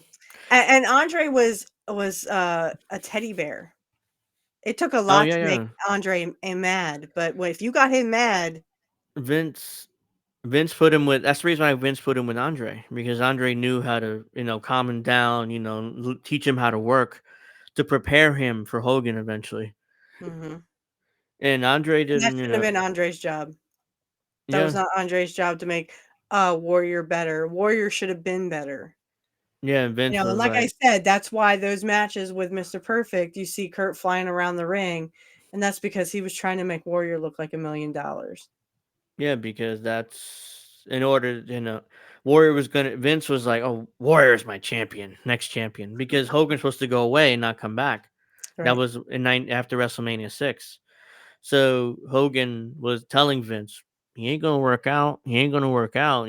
So Oh, you heard partly, that story too. yeah, partly because Hogan wanted to be the champion still, but partly because he probably was right. He knew, especially after that first minute and the rest of me, I'm tired. I can't go. It's like, dude, you need to go. You're gonna be the champion. Are you kidding me? So they Old Man argued. Barker, you remember that. There's a Yeah. story about Andre where he was at a bar somewhere, Oh and these yeah. these guys were making fun of him. I think it was in France. Uh They huh. were making fun of him, and they went out into their car, or no, this was Princeton, I think. A bunch of college Princeton guys thought they Yeah. were better than Andre, and they were making fun of him. So he went out and lifted the car up, and these scared guys are like, "Oh my god, get away, get away, get away!" Yeah. Um, So they threw something at him. yeah, I When mean, Andre would do, like, unless you you're made fun fucked. of him, he was a Yeah, teddy bear. Andre yeah. would not hurt anybody. You knew you were fucked. He's like, I was like, I think You were Bobby in big Heenan was, or trouble. Roddy Piper was him. He's like, Mhm. oh, they're fucked. Eventually he got up and chased him and flipped their car and walked away. That's right. Police showed up and they didn't believe them. It's like, how the hell your car flipped over? It's like, well, a big giant did it. It's like, man, bullshit. They arrested him. They arrested him for public drunkenness or disorderly conduct or something, and because they didn't believe a giant man could flip a car by himself. So Well, and like I said, unless you were, intentionally trying to get on Andre's case, Andre wouldn't have hurt a flea. no, He wasn't that kind of person unless you gave him a reason to be that person. And I just, I've heard so many stories about Andre, especially Jake and Andre, yeah, where Jake Roberts. Yeah. Jake says he farted on him, and Jake's like, "Oh, come on." Oh, talking Andre's farts were legendary. I mean, Oh they my were. god, yeah. Uh, there was one time he farted in the locker room. Everybody left the locker room, and then I think Tony Atlas said this. An hour later, you come back, the fart was still there. It's like, like in the locker room, like what the fuck, Andre? Like, Oh, there's a behind the scenes thing on The Princess Bride, and Andre cut a fart. He hmm cut a fart, and uh, Rob Reiner goes, "You okay?" He goes, "I'm okay now, boss." After he cut the fart, yeah. "You okay, Andre?" "I'm okay now, Uh, boss." you ever heard talking about Andre's bowels? You heard the story about how Andre shitted all over Bad News Brown? No, but there's a similar with Yokozuna shit his pants and was gonna come down on Brett, and Brett's like, "Nope, I'm moving." Because he saw the shit stain on it. It's like, you looked up. Like, hell no. Yeah, yeah. Brett's like, "Nope, I'm moving. Bye Yeah, bye." yeah, Andre, I think Bam Bam Bigelow told this story before he passed. I mean, he did a shoot interview. I think it was in Japan. They had a match, and he was Bad News Allen then, not Brown. But yeah, I mean, they had a six-man tag, and Bam Bam Bigelow was, I think, on, it was a babyface or something. Yeah, so, anyways, Andre's attacking, doing offense on Bad News Allen, and he turned to do his ass spot, that he would do, and Where you back up into the he had diarrhea, oh, no. so he bent over to the ass spot and shit all over Bad News Allen, diarrhea all over him. And then but he just left the ring. It was like he didn't even finish the match. Yeah, I don't blame him, but If you diarrhea all over him. if you look it up on YouTube, there is a video of, like, the 10 wrestlers who shit themselves in the ring, and John Oh yeah. Cena was one of them. Apparently, he had, food poisoning and Mhm. accidentally shit himself when he took a bump, he shit himself right in the ring. Oh god. Yeah. I'd be like, "I'm not wrestling you, dude. Go change your pants and then we'll wrestle, but I'm not wrestling you till you change your pants." It happened like halfway through the match, and I remember him telling that story that he shit himself. Um, allegedly, Psycho Sid shit himself in his match with Undertaker at WrestleMania 11, or when they had their main event for the title. I think it was 11 or 12. When Undertaker picked him up for the tombstone, Mhm. he shit himself, and Undertaker Oh, had his face there, no. and he's like, "Oh." He And stayed in Taker's like, character, but "Really?" Well, yeah, that's because, like, Undertaker would always stay in character. I yeah. remember there's only one time I've seen Mr. Perfect break character, and that was because, it was because, Carrie his nose started bleeding, Mhm. and Curt looked down and saw blood on his arm, and he's like, "Wait, that's not mine. Mm. Carrie, you okay?" You can see their lips moving, Mhm. and Carrie's like, "Yeah, I'm okay." Hey, I had a I think fucking that's nose. what they say, like, "Hey, you okay, man?" Yeah, it's But I for, like, 1.5 second, Curt broke character just to make sure his friend Carrie was okay. yeah, I mean, Taker never broke character, and as I think you talked about this with The Rock and the People's Elbow. The only reason why that started because they tried to get Taker to break character, and he wouldn't. And, he wouldn't. So Taker never, even when they tried to be funny in the ring and do stuff, and he still wouldn't break character. So that's how good he was with his character. Yeah, But The Rock, talking about The Rock, he came back recently. and He's slap doing, Cody just like it was yeah. just like, the whole thing with, uh, Kid not Kid Rock, what am I talking about? It's like the Kidding. whole thing with Will Smith and Yeah. Chris Rock is what I was Yeah, trying that to was what think. they were referencing because again, Cody said something about High Chief Peter Maivia to Roman, and he didn't like that. So of course he just bitch slapped him, and that's when they started. That's what I'm talking about. The whole melodrama between um, Cody, Roman, Rock, and it was the Rhodes family against the Hanawahi family, which are two legendary wrestling families. So Right. that's the whole feud going on right now. And of course, Cody's still going for his first world title, so that's part of the story too. And Well, eventually, yeah, go ahead. No, I was just gonna say, remember, this is the whole thing that Jim was talking about with Dusty, how, oh, they stole from my daddy in Madison Square Garden. That's why they're trying to finish the story. Yeah, Um, which because it Cody was, talked yeah. yeah. Cody talked about he wanted to win the WWE Championship and give it to his father when he was alive. Of course, he wasn't really being used in that spot at that time. He was Stardust, I think, at that time. So when his father passed, so yeah, he wasn't being used in that way. Now he's gonna win the title for his father. And people don't know the story. I think it was in '77. Dusty had a run in New York when at Mhm, the Garden, and he beat superstar Billy Graham by countout, mhm. and he thought he became the champion. So that's why there's a famous photo with him the WWF championship like this. That's the photo Cody has. I think in his he said in his house somewhere with his dad, with the WWF title. Mhm. Even though it's kind of dumb when you think about it, he won by countout. He didn't pin superstar Billy Graham. Mhm. So I don't know why he thought he won the title, but it's still a legendary moment, at the Garden. Like with him, because he was over in New York. I mean, if Dusty would have stayed in New York, He he would was have been a over big star. everywhere. To be Yeah, he honest, would. he was over everywhere. Yeah, if he would have stayed in New York, he probably would have been a bigger star. But he would have been a star no matter what. But I'm just saying, he would have stayed in New York. But he was sort of getting older by then. Yeah. When he came back as the American Dream, he was already like 40 something years old. Hmm. And Jim actually thinks it's a rib. Jim Cornette's like, it must have been a rib for Dusty to do those polka dots. Oh yeah, I mean, people assumed that Vince was ribbing him because if you remember when he was in WCW, he was the booker, he was the main event guy, he was the champion. Him and Yep. Flair would trade the belts. So Yep. by the time he came to WWF, it was like, oh, you're not gonna be. You don't worry, you're not gonna be the booker. You're not gonna do anything. Just be the entertainer, Dusty Rhodes. Don't be the wrestler. We're not expecting you to have great matches here. Here's the, that's when they used the polka dots on him, Well, just to get him to relax, yeah, and that's allegedly. when Brian Yeah, Last says, well, but Dusty doesn't say anything. You know, yeah. He didn't really complain about it as far as I knew, but Yeah, he just said, "I'm thankful for my polka dots." I can't do his impression yeah. either, but Hmm. that was a Survivor Series 1989. He's like, "I'm just happy for my polka dots." I think it might have been a rib, but at the same time, might have been a way for Vince to get Dusty to relax. Like, you don't have to book, you don't have to be the champion.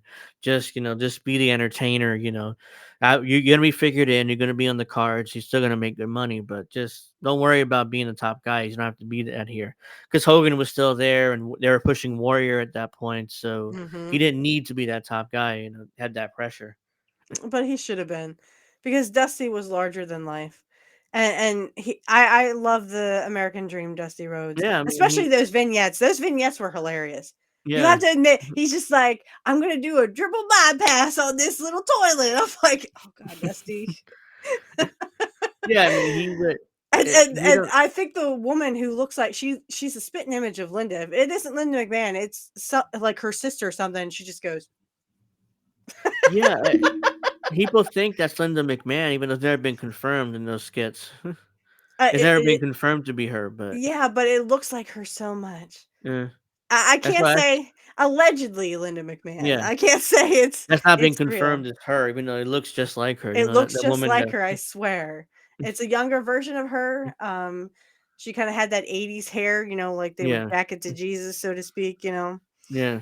But oh my gosh, I love that vignette. That was awesome.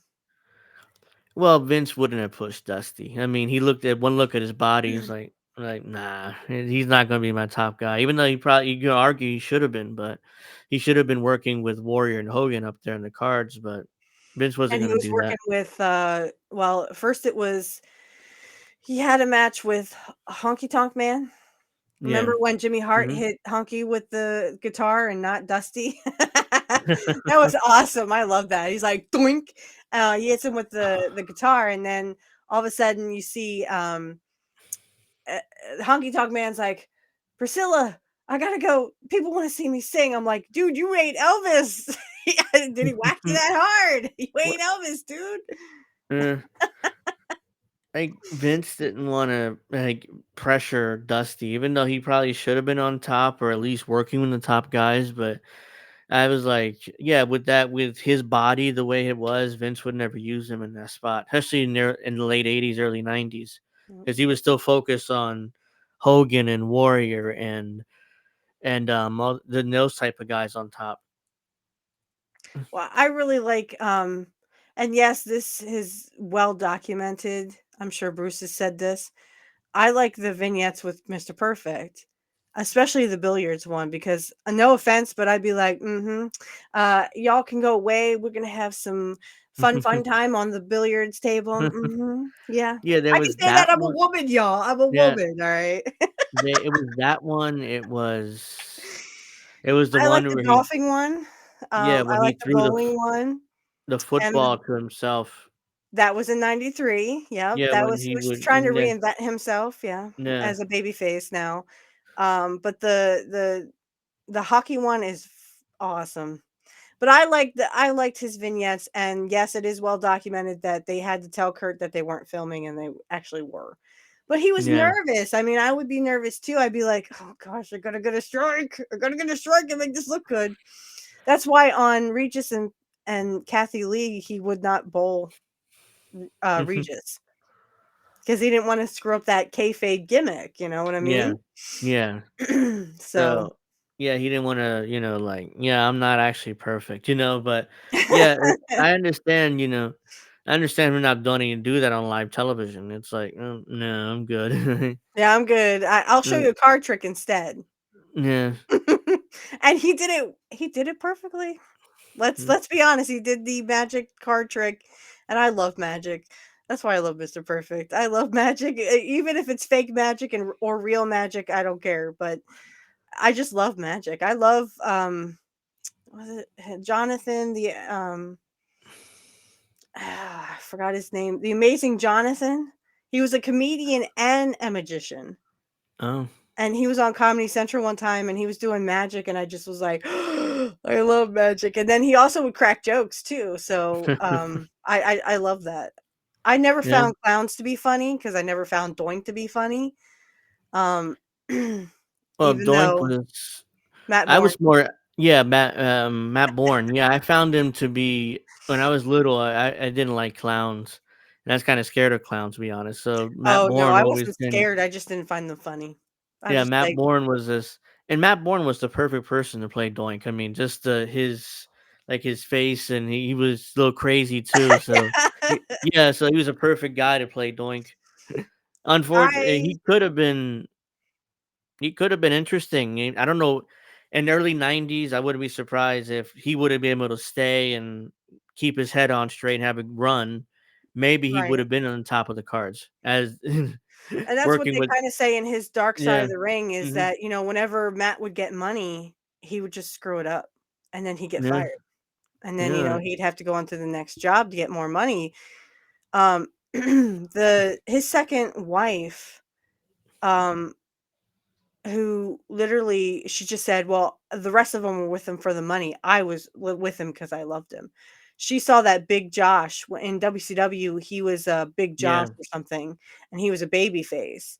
And he was like a lumberjack kind of babyface character that everyone loved. Yeah. And then he came in as Doink and everyone loved to hate him because everyone hated clowns, but, I just didn't find them funny. I didn't Yeah. mind Matt's wrestling, especially when he wrestled Curt because they had already wrestled in Portland. Yeah. Um, Matt was sort Kevin. of a thorn in the side. He was part of the army that Buddy Rose had in Portland. Hmm. So, he was Okay. part of that. Mhm. Yeah, in Yeah. fact, Rip Oliver, when they would do their 2 out of 3 falls match, Rip Oliver had gotten bloodied up and he couldn't wrestle anymore. It was Larry and Curt, so it was Yeah. Larry Hennig and Curt Hennig together on a tag team, and then it was Buddy Rose and Rip Oliver on the other side, and Rip Oliver's like, "Oh, I can't wrestle, I can't wrestle. Matt Bourne can take my place." And the ref's like, "No, get in the ring, Rip. Come on, Oliver, get in the ring." And then Larry brings him into the ring the hard way. It's hilarious. We should Yeah. definitely go over that match. I think I Yeah. have one match they did, but I don't remember. Yeah. I We'll I don't know if definitely that was do still that. on. But I've heard Kevin Nash on his podcast complain about Matt Bourne, how he would drop him on his head every night when they were in WCW together. Because Nash had an original run in WCW. He was Vinny Vegas, and then he did some other gimmick. Oz. Wasn't he Oz, Oz? yeah, yeah, he was Oz, and then he had a tag team too. And he's like, "Oh, Big Josh dropped us on our head every night and did and roughed us up and stuff." And I'm like, "Yeah, weren't you a rookie then?" So of course he would, be rough with you, and maybe he shouldn't have dropped you in your head, but still, I mean, I would not surprised that he, a little rough with you. Well, and Kevin Nash, I've listened to his podcast. I just want to say really quickly, yes, Hmm. Charlie. That's why we hate The Rock. I never really liked The Rock to begin with, but the fact that he went to Maui and literally begged poor people for money when he has That millions of dollars, and that now was he's the come back to worst. wrestling and he slaps Cody like he's nothing. No, Yeah, sorry. now he's a full blown heel again. He was on SmackDown last night cutting a promo as a heel, and he had his the old collared shirts he would put on. He went back Yeah. to that gimmick, and and cut a and it was like, oh wow, that's a old school Rock heel promo, which I liked. I mean, it was fine, but Mhm. I just look at this when I don't have the same thoughts about the Rock anymore. It's like it's just not right what he I did. I just and then he tried to do a little apology tour of, "Oh, yeah, I know what it was like, to do a 9 to 5 job and live paycheck to paycheck." Oh, when was that? When your dad wasn't in wrestling, Rocky? I mean, Yeah, everyone for I don't know if people know this, but The Rock is 3rd generation. His father yeah, was a wrestler, his grandfather was a wrestler. yeah. So, what time did you have a 9 to 5 job, Rocky? Was it when your Uh, father wasn't wrestling and had other kids to other people? yeah, There's Rock. illegitimate kids that Rocky Johnson never took care of. Is I anyone gonna wouldn't. acknowledge that? You know? No, not I The don't have Rock time at for The least. Rock. But yeah, I mean, he played football in college. He was at the University of Miami. Yep. Then he tried out for the NFL. I think he messed up his knee, so he couldn't play in the NFL. Then Yep. he played in the Canadian Football League for a few years, and then that's when he decided, "Oh, I'm going to get into the business because Mhm. football is not for me anymore." Yeah, So his because dad my was against it. They yep, fought, and he got in anyways. and he was And I think Rocky that Maivia when he came in. yeah, I think Rocky Johnson had a falling out with his son over the wrestling thing. Well, and after Rocky Johnson died, now all these kids came around, these illegitimate kids of Rocky Johnson came out, Yeah, and were like, where was this?" I mean, Rocky Johnson wasn't much of a father to them because he just up and left the mom and, "Sayonara, see ya." I'm like, "You can't you gotta be I kidding me, like that. I liked Yeah, Rocky Johnson. I mean, he was okay in the yeah, territories. They would talk about him all the time. yeah. But He his had a son, I'm run. sorry, I just don't. He had a run in the W. He was tag team champions in WWF. Mhm. He had some good runs. It wasn't like he was a scrub, but still, I mean, his son would turn out to be one of the greatest, Top not wrestler, paid, but yeah, top talkers. paid Yeah. wrestlers and talkers. And, well, like you had said, I mean, his grandfather was in the business, his father was in the Hmm. business. So, I mean, usually 3rd generations like Curtis Axel, he was 3rd generation. Um, he just, it it is what it is. I mean, Randy Orton is 3rd generation. Hmm. Yeah. Bob Orton Sr., Bob Orton Hmm. Jr. were both wrestlers, and then, of Yeah. course, Randy Orton. Right. But Randy Orton also is ex-military. He was in the Yeah. Marines. Hmm. Yeah. He didn't last long. I mean, he was court-martialed, but yeah, Well, I that's mean, besides the point, but he was still in the yeah, military. he My dad said, "I bet none of those guys have been in the military." And then I brought up a whole, like, list of wrestlers: Harley Race, yeah. Perry Hmm. Saturn, Randy Orton. A Hmm. couple of the girls were in the military before they Yeah, were so wrestlers. yeah, there are plenty of wrestlers who've been in the military, so it's not I yeah, I mean, I never heard that. yeah, neither did I. I know who Bray Wyatt is. He's, Mike Rotunda's son. Yeah. So he was be 2nd generation.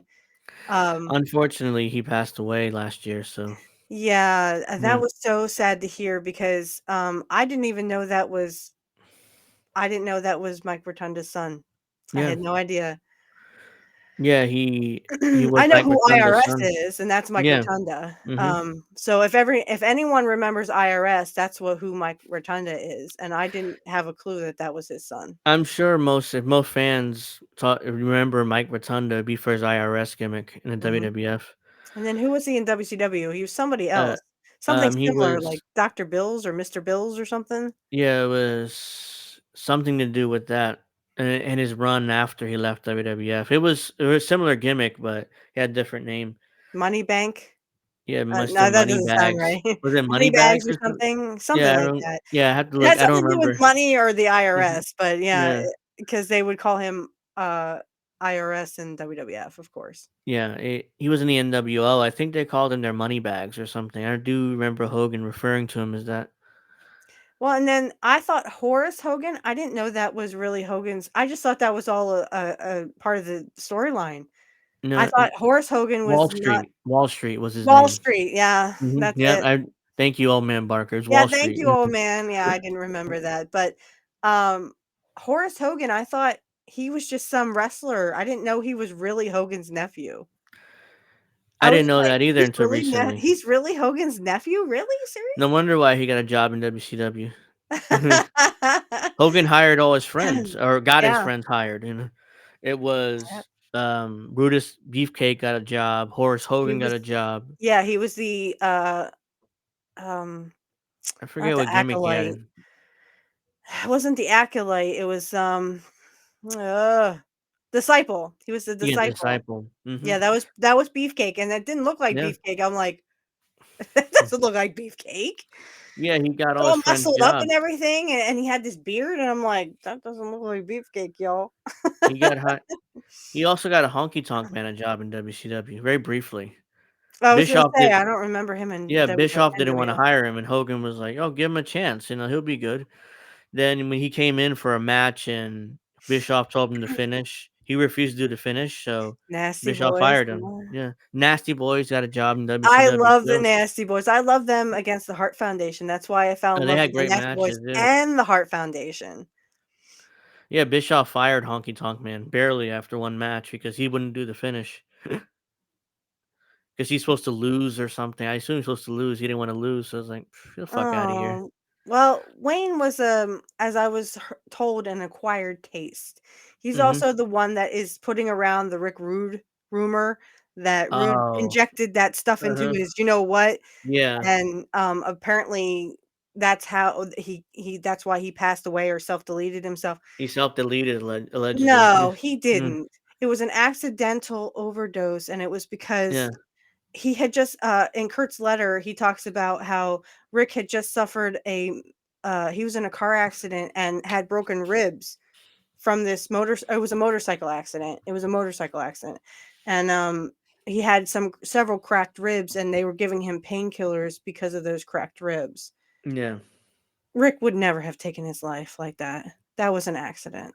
Complete yeah. accident. Yeah, Honky Tonk Man spreading rumors there for no reason. Well, Looking for attention, I guess. I think that, there might have been some beef between him and Rude. I don't Yeah, know I what think that beef so. was, but there's no reason to start rumors like that. Yeah, especially since he's been dead for years. There's no he can't defend himself. I don't think Rick would do that. No, I He don't. loved Yeah, I don't buy Michelle. He that. loved his wife, Michelle, and I think Kurt had admitted that he only cheated on Michelle because he was drunk. Yeah, No, he was not Rick was not that kind of a guy that would just cheat on someone to cheat on somebody. And he says in yeah, his letter that, if you looked at his girl wrong, Rick would beat you up. mm-hmm, So it's a good yeah, thing. yeah. So That. all you guys out there, you ever, pick on Rick Rude's girl, look out. Mm-hmm. Yeah, I mean, this is why I enjoy talking about the old school, the old wrestlers, because they were all characters. They didn't play around. They had their characters. They stuck to their characters, and you can tell stories about them all day on any podcast. The wrestlers today, they're like really clean cut and they're honestly boring, most of them. Very few of them actually entertaining. and they don't look like wrestlers or what, 180 pounds?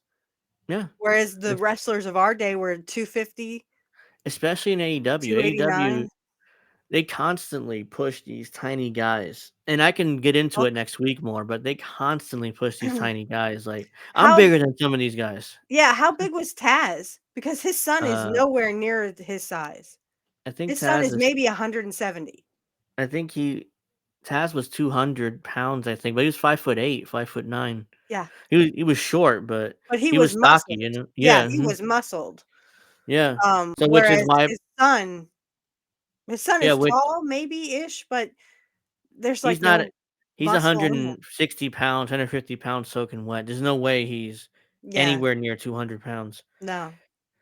And he's clean cut, it's like his father Paul Heyman took Taz and turned him into, like, a killer as in ECW. I'm like, only Paul Heyman can turn 5'9", 5'8" Taz into a killer. I mean, it's like and you That's believed what I'm it to saying, this like, Kit yeah, is right about that stuff. yeah, Paul Heyman could do that, you know, no problem. It's he just that, ECW didn't last very long.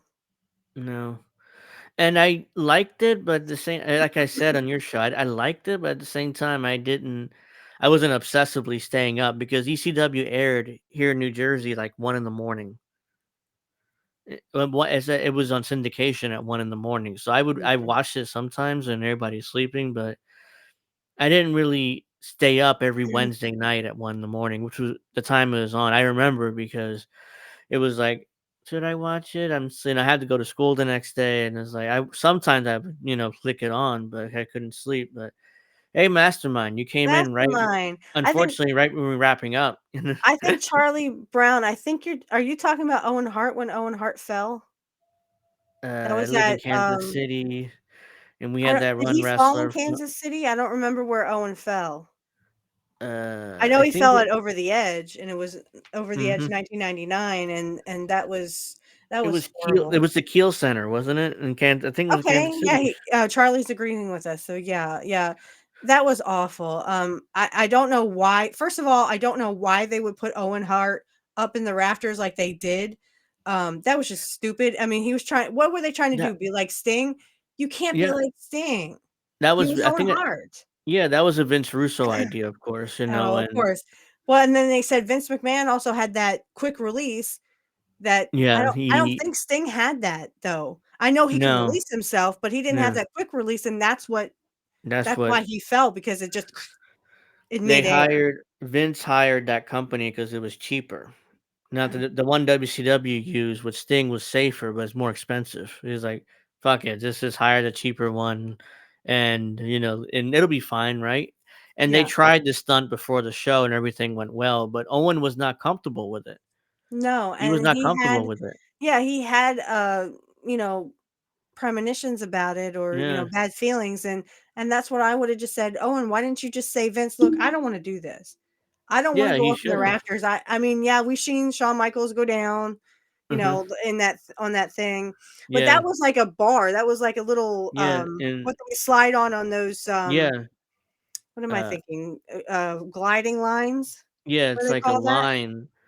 It was a line in the ring, and it went all the way down to the stage, and then that's when he landed, they took it off of him, but it was safer because, he couldn't release himself. They had to take it off him once he landed. And unfortunately, yeah, it just Oh, Kemper Arena, not the yeah, Kiel Center. Kemper. Yeah, Mhm. Kemper Thank you. Arena. Mhm. Yeah. Unfortunately, yeah, I heard about that. I was my mom would not buy the pay-per-views for me, so I unfortunately had to watch that pay-per-view, through the lines, the old lines. Yeah, yeah, I think yeah. I saw something on X, like, this is how we used to watch porn or Mhm. boobies or Yeah, something. yeah.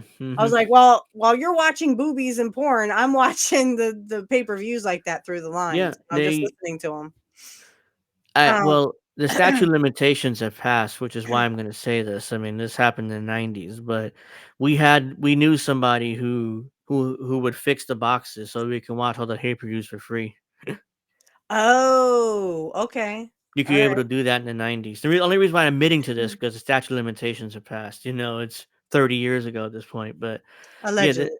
yeah, allegedly, and so yeah, we knew somebody who was able to do that. We watched all the for free WCW, WWF, and Well, ECW. and like I said, I would just listen to it like a radio broadcast. So, Yeah, you could do that too. and then they came on and said, "I'm sorry to inform you, but Owen Hart has been in a terrible accident." And then hours later, they would say, Owen Hart passed away in the hospital.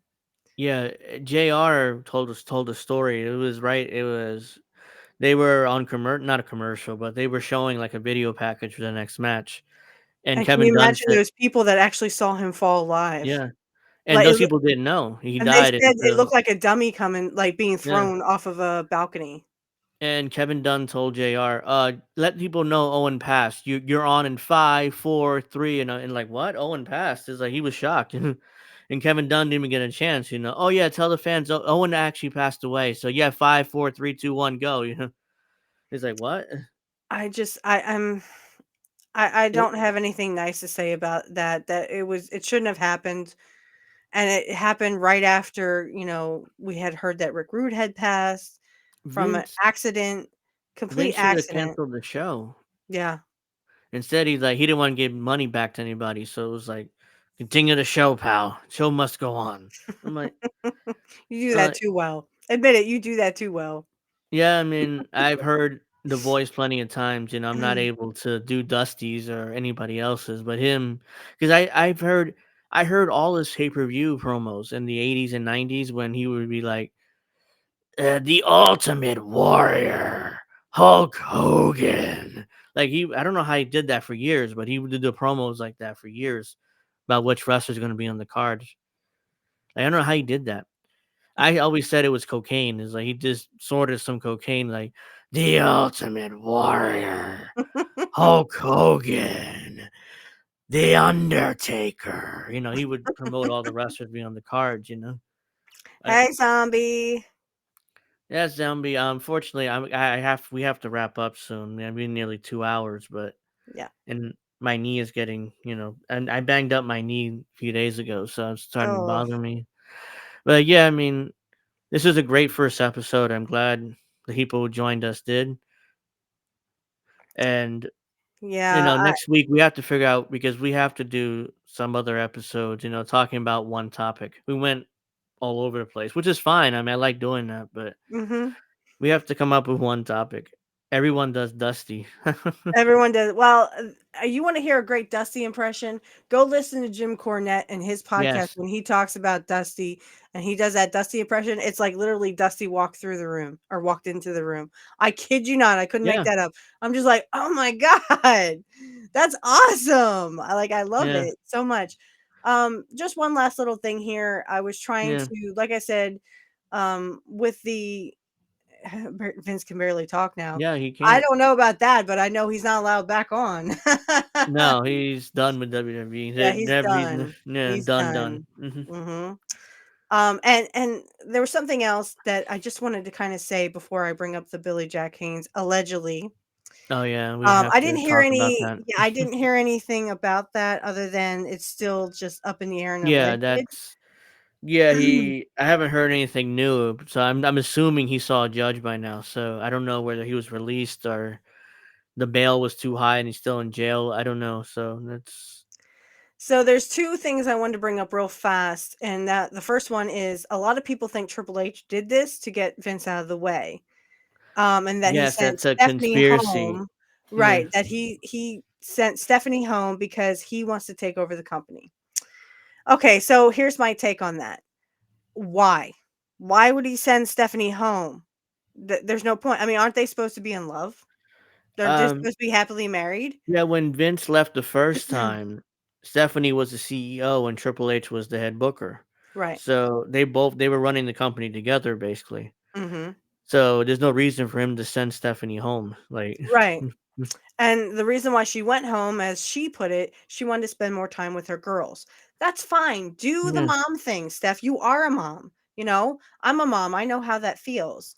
So, and I always want to be with my son because he's like my Yeah. little world right now. And Yeah. him That's and a. my man, of course, my Yeah. man. Hmm. Um, he put a ring on it. Hmm. Yeah. But no, like, it didn't make any sense to me. I mean, I get it that, people think that Triple H wants to run everything, but the problem with that is um, Vince thinks he's going to live forever. I think that's why Yeah. he kept coming back. Vince has it in He, his head that he is going to live forever. He won't give the company to Shane. He wouldn't give the company to Stephanie. Why? He gave it to Endeavor. He he had to sold come it. back and sell it to Endeavor, who became TKO, Yeah. and he had to foresee that, right? Yeah. He had to. He had to oversee it because he wasn't going to give the company to Stephanie. He wasn't going to give the company to Shane. No. And I don't know what it is with promoters and not giving their son a chance. Vern Gagne did this with Greg Gagne Yeah. in the territory, in the AWA territory. Vern would not make. Sorry, I'm just trying to fix my hair and I hit my microphone. Vern would not make Greg champion. Why?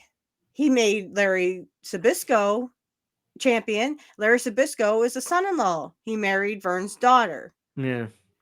I It, don't know what it is with promoters making their son-in-laws like part, owner of a company or even champion or whatever. So, and the same thing happened with Vince. Vince wasn't going to give it to Shane, and we thought, oh, he's going to give it to Stephanie. He didn't give it to Stephanie. He he didn't give it the to first Stephanie. time. He literally says, "I'm going to live forever," and I went, "No, you aren't, Vince. You're going to die one day." Yeah, it's 100 and he told Kurt Angle this. I mean, recently, I'm gonna live to 120, and I'm gonna be in WWE until I die. Basically, that was literally what he told Kurt Angle, and I'm like, yeah, it turns out that's not true. He's out of WWE now, but he didn't think this would happen to him. That's why he's just told Kurt, I'm gonna be in WWE until 120 when I'm a I just don't understand what it is with guys, and they just think they're going to live forever when they get that. I don't know if it's the power or the money that goes through your cryogenics. head. Cryogenics, yeah, that's what will save Vince at this point. Hmm. But yeah, I don't know what it is with with the whole "I'm going to live forever" stuff, and I'm not going to Vin- give it to my kids. Vince, your time has passed. You are 81 years old. Let it go. This was hmm your baby, and you gave it to Endeavor, a company that wasn't your kids. Your kids were going to be like you. I know Stephanie was going to run that just like Yeah, Vince. yeah, She is half Vince, yeah. you She know? she would have done a great job running the She would business have done a side. great job, and Triple And H Hunter too. as the booker, it would have been great. It would have stayed in the family. But Right. instead, now Endeavor owns it, and the only McMahon, there's no McMahon in WWE right now. Technically, the only one is Triple Mhm. H, but he's married into the family, but He married into the family, right. so he's not really a McMahon. So there's no No. McMahons in WWE left. And that's the crazy part of this whole thing is like I just I, maybe Triple H could have thought about it. I'll send my wife home and I'll take over the company by exposing Vince, but I think Stephanie would be appalled, especially if she found out her husband tried to take out her father. I I heard wouldn't stay married to someone like that. Yeah, I heard that. Well, the way I heard it was allegedly Stephanie, Triple H, and Allegedly. Nick Khan tried to force Vince out of the company, and they Mhm. knew about this brewing scandal that was turned out to be the Janelle Grant lawsuit. They knew about it 2 years in advance, so that's when the Allegedly. original Wall Street Journal article came Mhm. out, which forced Vince to retire early. Right. And they did that on purpose in order to force him out because he was running the company he wouldn't let go. So it's like, what do we do? Because I he was the head booker and he was the owner of the company, and the WW the product was awful in 18, 17, 18, 19. It was awful. I mean, it was people constantly complaining about the booking, and it was awful. It was like, brutal. You don't want to be watching that stuff then at the time. Right, and there are some rumors that someone had said that Triple H had said all this was gonna be his one day. Yeah, okay, but I wouldn't go about it in taking out the biggest promoter of professional wrestling and my father-in-law. I He wouldn't take wouldn't out my father-in-law. He wouldn't take out Vince. It made no sense. Vince was always the godfather of wrestling. Everybody Right, called him that. right. Especially once he took out all the promoters from territory days, and he was the godfather of wrestling. Mhm. In fact, I think it was Mark Henry when he signed with AEW. He asked Vince permission. Like I remember him telling that story. He asked Vince for permission, so he wouldn't be mad at him. He signed with AEW.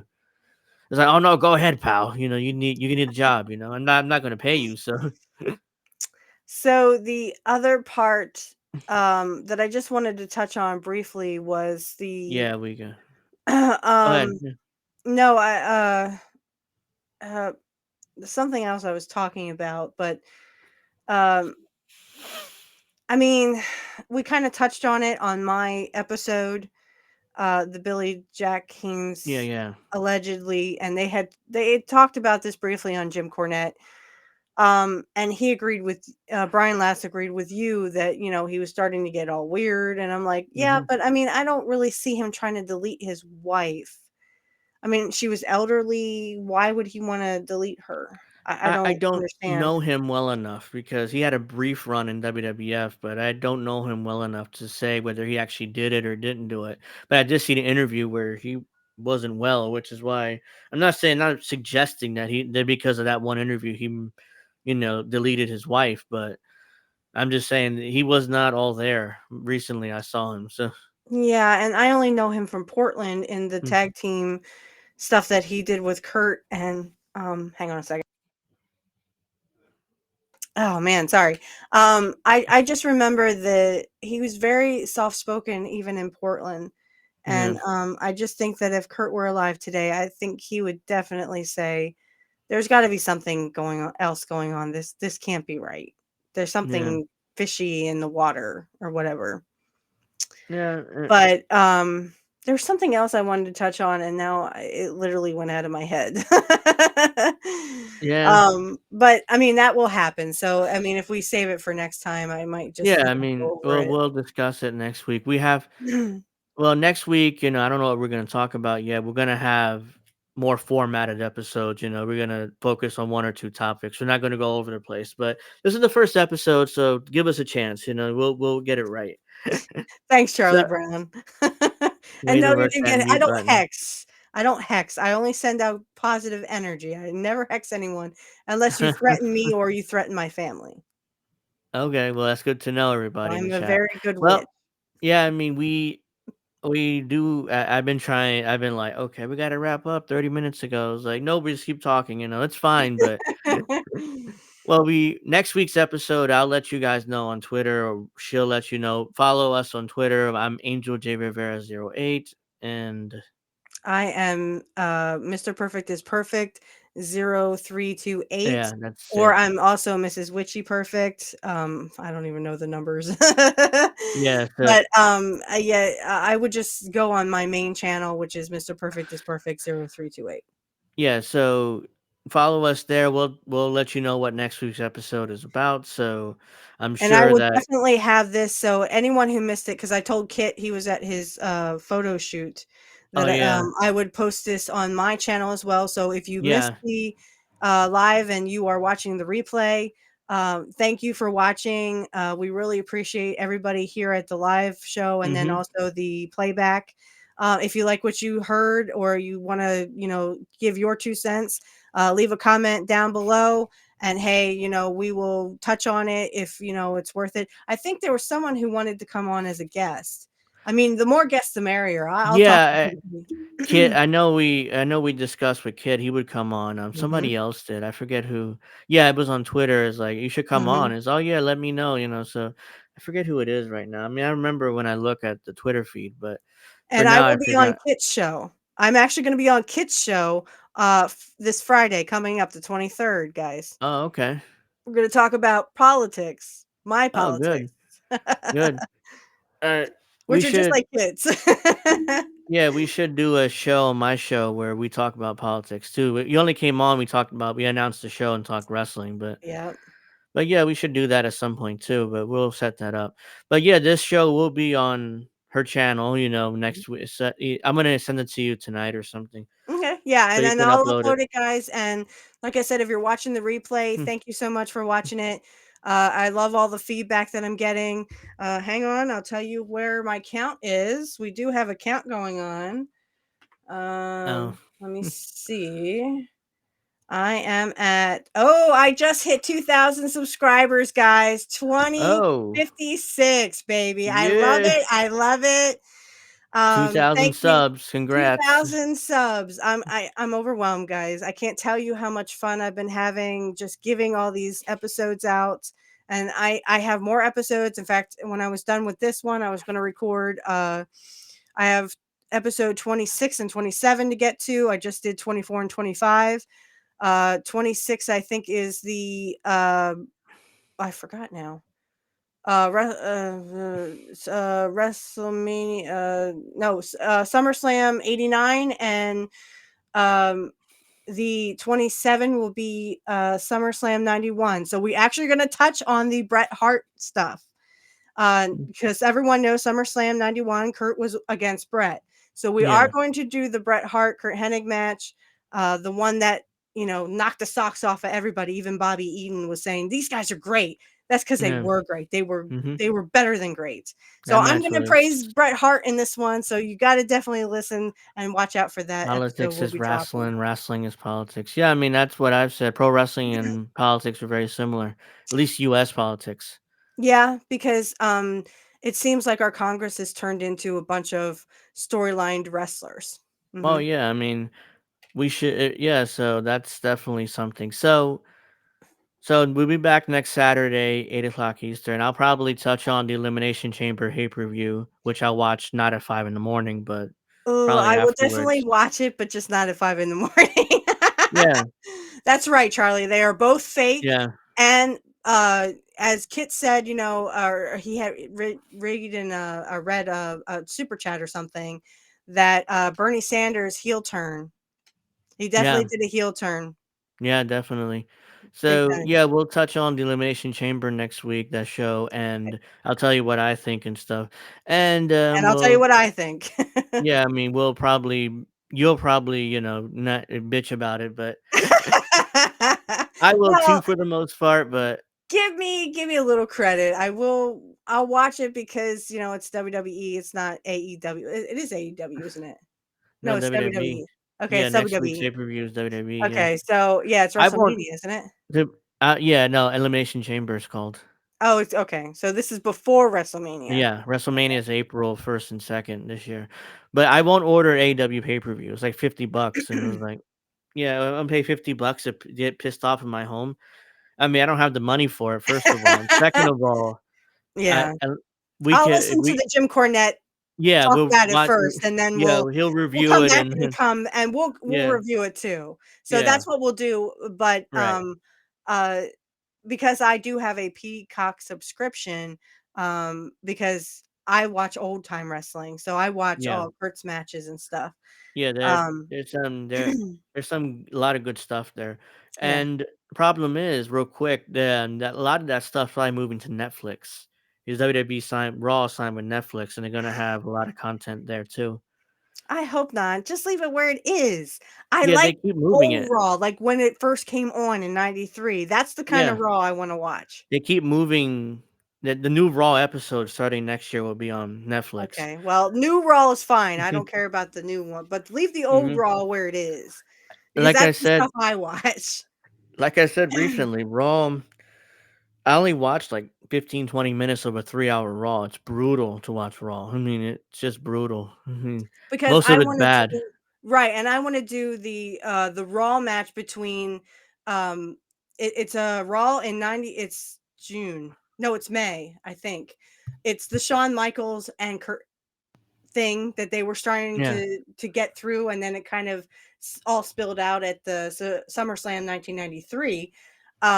We're gonna do a watch along with that because Kurt gets Sean in the parking lot. He like attacks him in the parking lot. It's really Yeah, really funny and really great. So I yeah, we're gonna do a watch along on my channel for that. So yeah, that's on her it's channel, coming up but soon. yeah, but next week we'll definitely touch on the elimination chamber and then other topics afterwards, which we'll promote later in the week. But yeah, we do. I've been saying we got to wrap up for 20 minutes, but No, we but we really keep do, talking. guys. We really Uh, do. Yeah, because you have to record your other episodes and stuff, Yeah, and I have to get through 26 at least, because hmm that's SummerSlam '89, and then I have to get to the big coup de grace, the SummerSlam 1991 match between Mr. Perfect and Bret Hart. that was a fantastic match. But yeah, I mean Awesome. we're going to see you guys next week. Thank you for joining us. Please like, Thank you please so much. subscribe. Yes, Please please like, like, please subscribe. subscribe, and for everyone who's doing the after, if you're watching the replay, please comment and tell us what you think you would like to hear about. If you have any certain topics you'd like to hear, Yeah, definitely. I mean, I have no problem yeah, reviewing we'll whatever. discuss anything wrestling Mhm. related on this show. So, yeah, that'll do it for this week's episode of Pro Wrestling Talk, episode 1. Next week, episode 2, we'll let you know what's going on. And we're going to see you guys next Saturday, 8 o'clock Eastern, Bye, 5 everybody. Thank Pacific. you. Bye bye. Thank you. Thank you for watching.